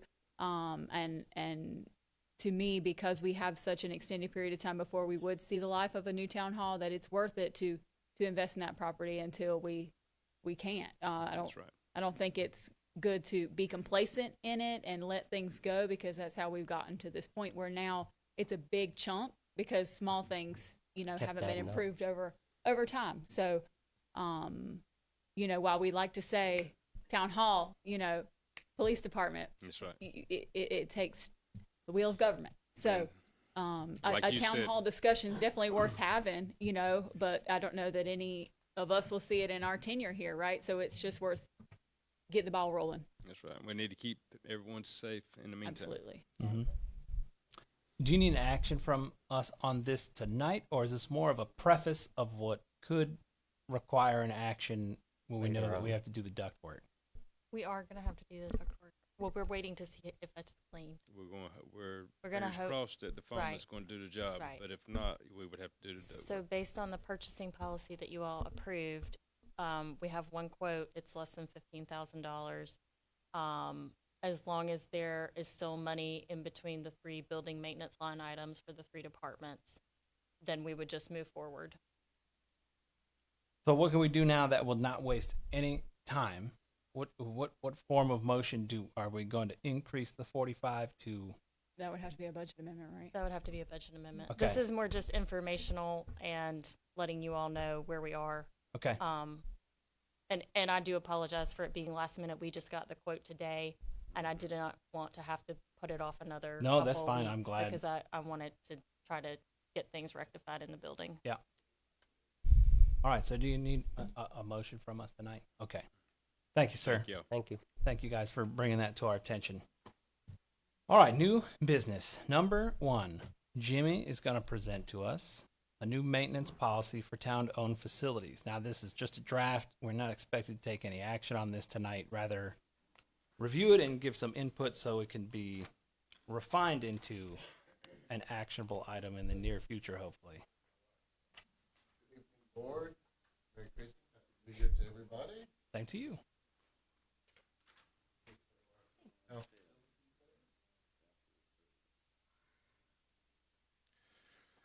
So I'm presenting tonight because usually Public Works and myself usually get the first call when we have issues with building maintenance. Sometimes it's a project, sometimes it's a task. So we're here to present this policy, this action form for you tonight. The board requested a policy for the maintenance, repair, and upgrade of town-owned facilities. The policy before you is a draft and request your input prior to adoption at the next board meeting. At this time, there's no financial impact. Recommendation, staff requires the board review and recommend changes or additions to the draft policy. We will need no motion is required at this time. After receiving comments, the policy will be edited and presented to the board for their consideration at the January 21st workshop. This has been reviewed by the town manager, and second page there is the draft policy. Again, the purpose of this policy is to set guidelines for the maintenance, upkeep, and improvement of our town facilities. Town-owned facilities shall mean any building, structure, property, or park owned by the town of Angier. Maintenance shall mean the routine care or replacement of existing items within this facility, such as, but not limited to, existing doors, windows, fixtures, etc. The town manager shall have the authority to direct staff to complete maintenance on town-owned facilities. Renovations shall mean the change of interior or exterior walls, addition of plumbing or electrical fixtures, change in flooring, new windows, doors, rewiring, or replumbing.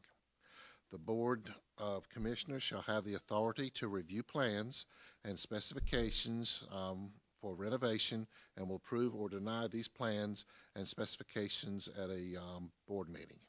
In the case of an emergency or significant damage to our facilities, the town manager shall have the authority to secure the facility until the next board meeting. As you can see on the handout that I gave you is a list of our town facilities there. We've got our town hall there at 55 North Broad Street, our planning department, 32 West William Street, here at our library and boardroom at 28 North Riley Street. We have the depot and the depot grounds at 19 West Depot. We've got our two buildings there, our two lots down along South Broad Street West. Two Public Works building located here at Door Street where the water tank is. We've got three Parks and Recs building located at 249 East William Street. We've got a Lagoon Lab building located at 420 Campbell Street. At Smith Drive, we have our lab building at 298 Smith Drive. And also we have our police training facility at 298 Smith Drive. And that along Campbell Street, we've got 5 individual public works buildings down there, and their addresses are listed there. So what we're looking for you is your feedback and what you want to see added to this policy so we can make those changes and present those again to you at our next meeting. Okay. I don't think it's a secret that, the work at the museum has been certainly a catalyst or an eye-opener as to why a policy like this is needed. The library that we saw a month or so ago is another good example where an entity that's using a town building will pay themselves for a renovation or repair or anything that falls under the scope here, which kind of puts it in a gray area with the town, where if the town is not paying for it, then it doesn't always get brought to the attention of the town. So a policy like this would ensure that things like this have to be brought to the attention of the board to be considered.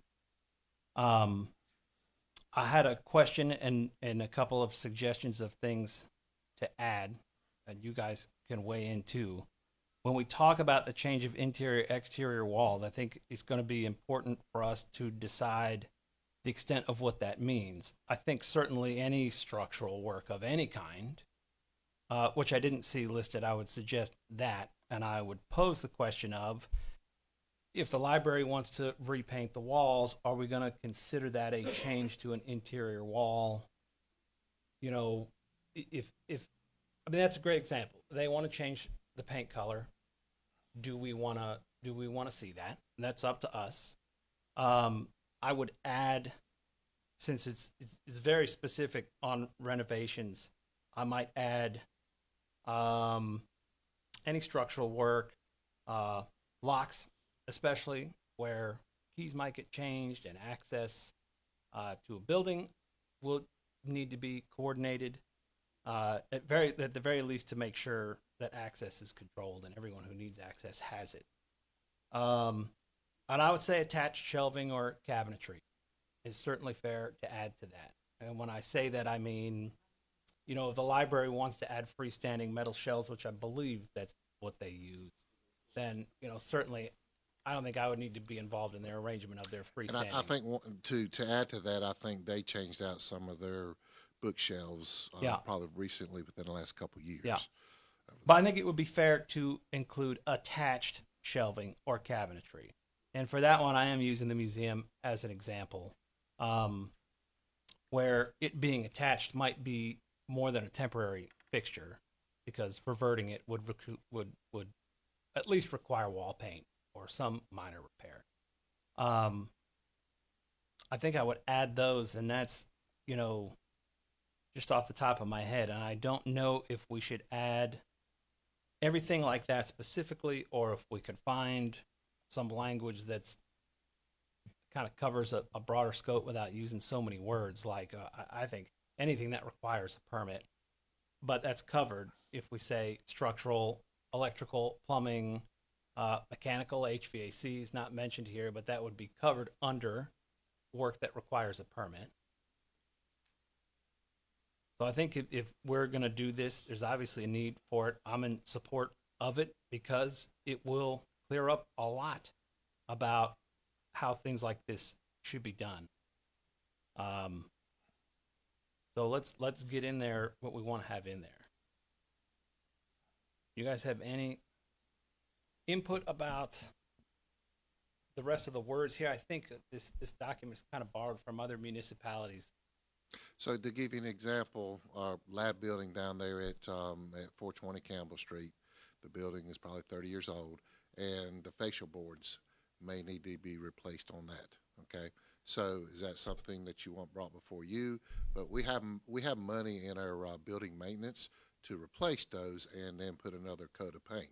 So is that, I see that as maintenance. okay, and that's nothing that would that's regular routine maintenance, nothing that would need to come before Care you. to ensure the building maintains its integrity. Okay.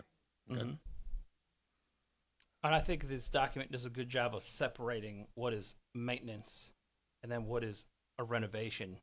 Well, I don't know if, well, we have dollar amounts in the purchasing policy. Does there need to be a dollar amount listed under the maintenance tab? So right now, our policy is anything over $2,500 requires a purchase order. Anything less obviously does not. Okay.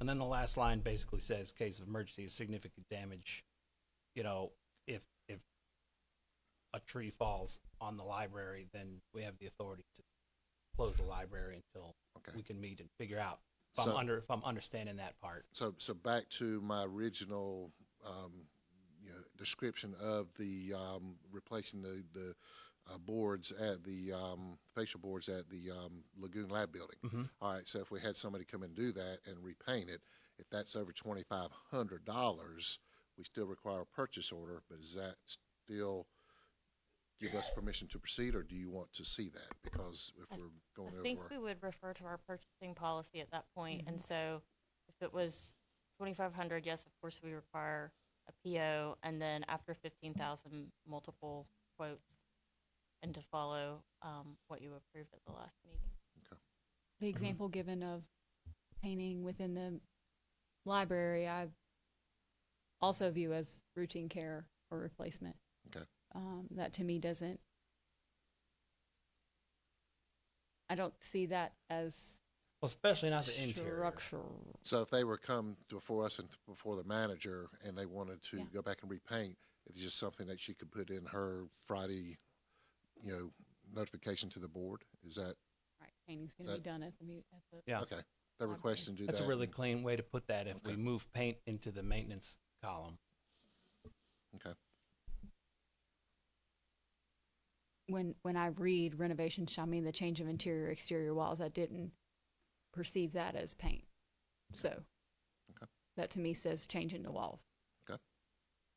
But There again, that would also require a permit, which right. Would probably just key. All right, we need to bring this to the board. Okay. Changing flooring, I think, is fair. I mean, I would want to know if they wanted to change the carpet. Not that I would say no to it, but it would be good to know.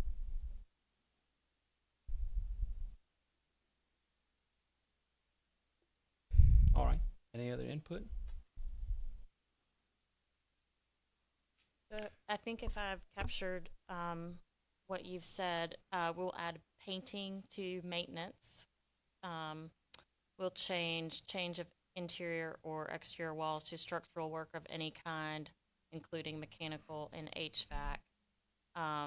We're leaving the rest of the wording and adding attached cabinetry, shelving, and lock.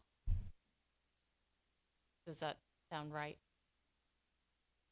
Okay. And then anything else? Anything else?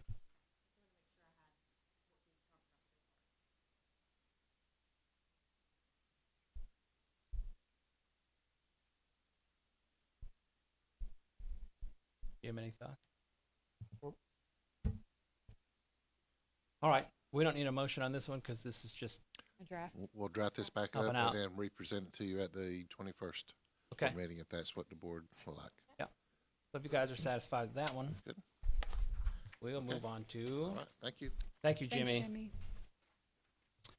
Number 2, which is a public notice that we have to approve so that we can have a meeting on January 21st.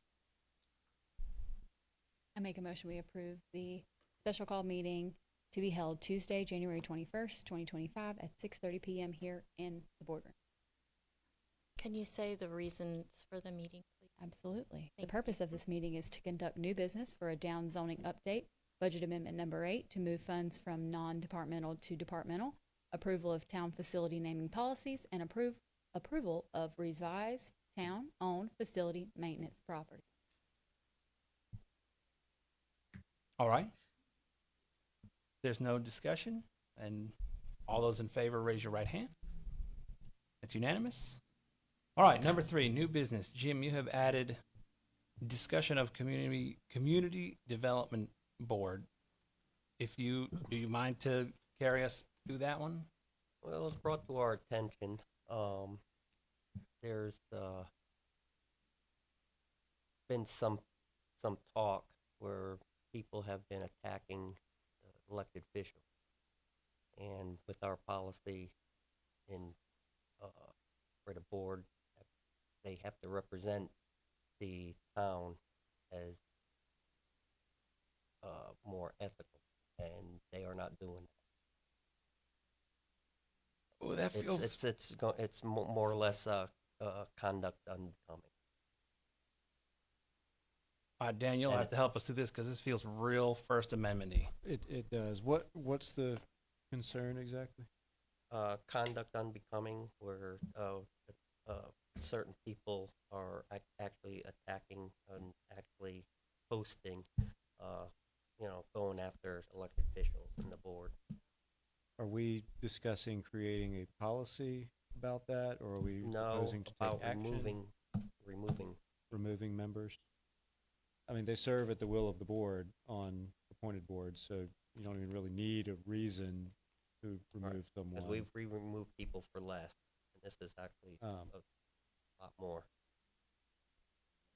I think you have the right as a board to have your chosen representatives on appointed boards. I would caution not to remove someone for purely protected speech, which can include criticism of board members. I think it has to be a case-by-case basis where you weigh the speech and you weigh the interest in sort of, town unity and having your chosen representatives on these appointed boards. I don't know that you can just, I think you don't want to paint with a broad brush and say if you criticize the board, you're off the appointed board. Right.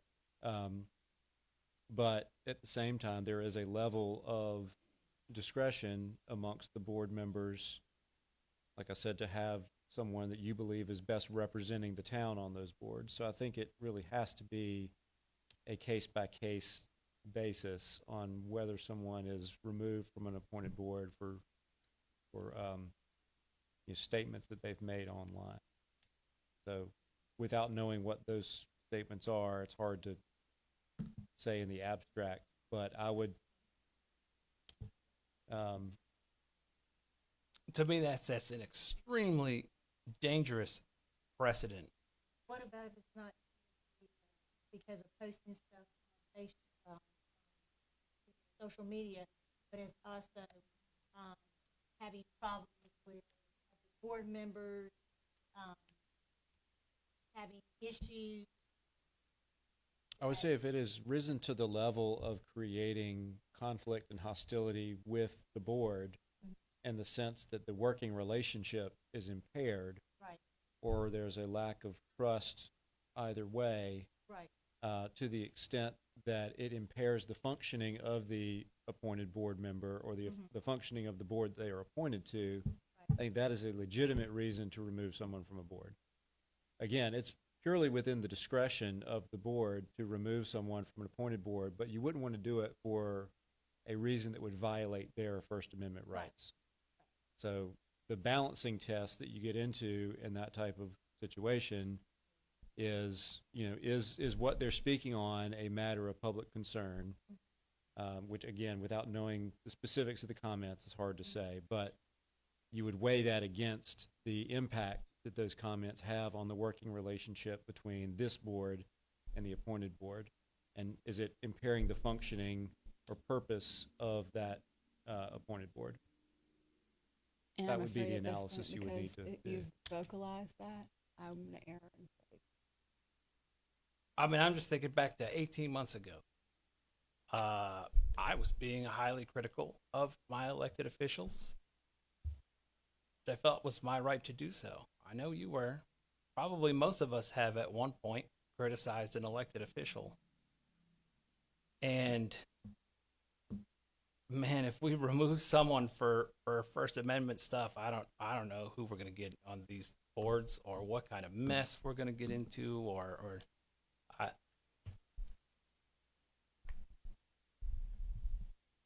if you want somebody off a board, they serve at our pleasure, right?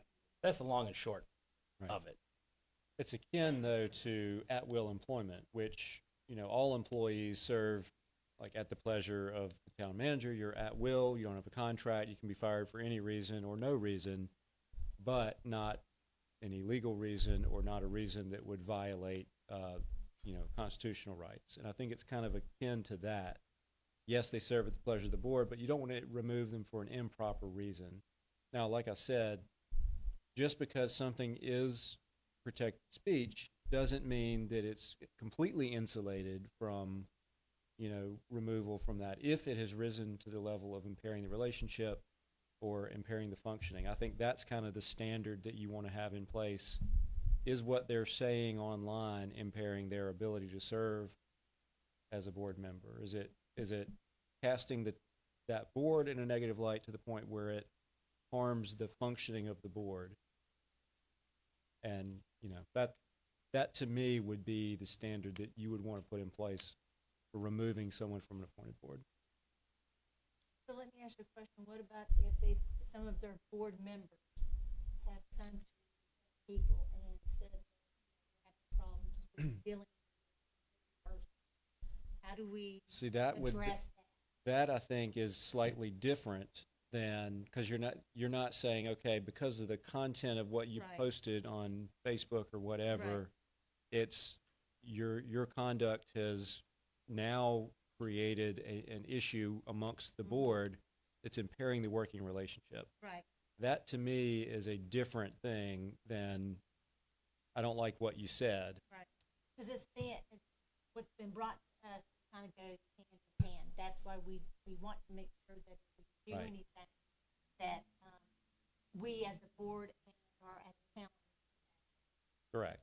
Yeah. And so I think something like that, if other members on the appointed board are saying, hey, this has really become a problem, and they're having trouble working with that person, I think that would be sufficient grounds to say, you know what, because you serve at the pleasure of the board and because, you're creating dissension among that board, we're moving in a different direction. I think that is okay.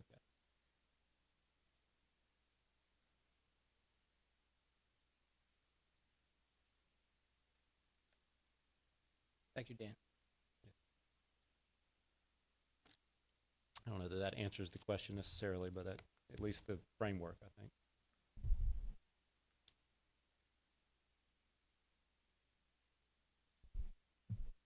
Anything more on this one? I don't know. Want to just table it for right now and then dig into a little bit more?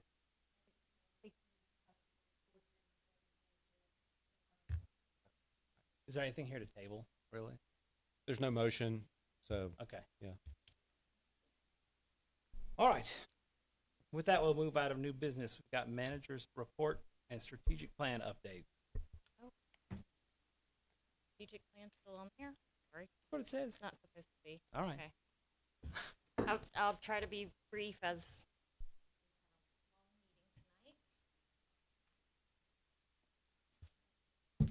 Good evening, Mayor and Commissioners. I want to share some project status updates with you in the community, and it's really exciting to actually be able to show some pictures of progress that are going on. I have the clicker. So on your left is the Junie Road tank site. They've been working on the foundation and the rebar has been delivered. The picture on your left is the booster pump station at Tippett Road. This project's fully funded by a grant from the state legislature, which I believe Commissioner Hawley and some of our other board members from the past worked to secure for the town. The budget for the Junie Road tank is $2.7 million, and the Booster pump station budget is 1.2. And then this is what the new tank is going to look like after the board determined the color and the logo.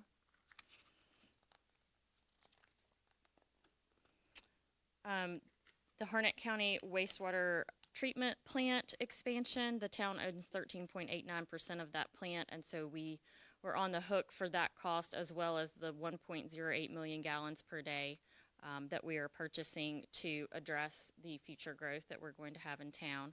And this project is funded 70% through grants from the legislature. The Angier Police Department, we are 50% complete with our plans and schematic design. We are on track to begin construction this summer.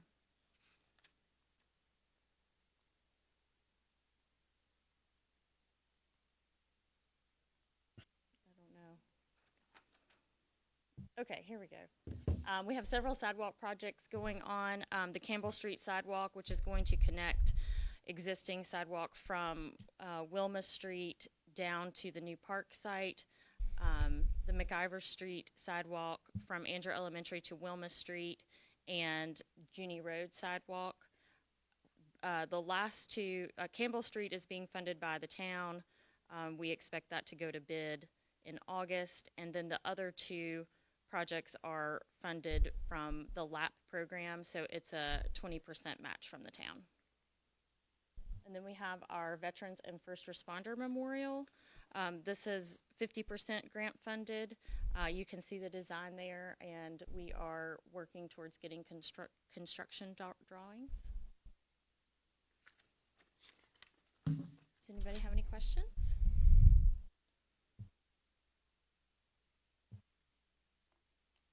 Love it. Love to see it. Thank Thanks.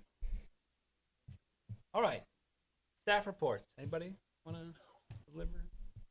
It's awfully late, so I don't blame you. Your reports are in our packet, so thank you for that. All right. Well, we have on the agenda to enter closed session, so we need a motion for that.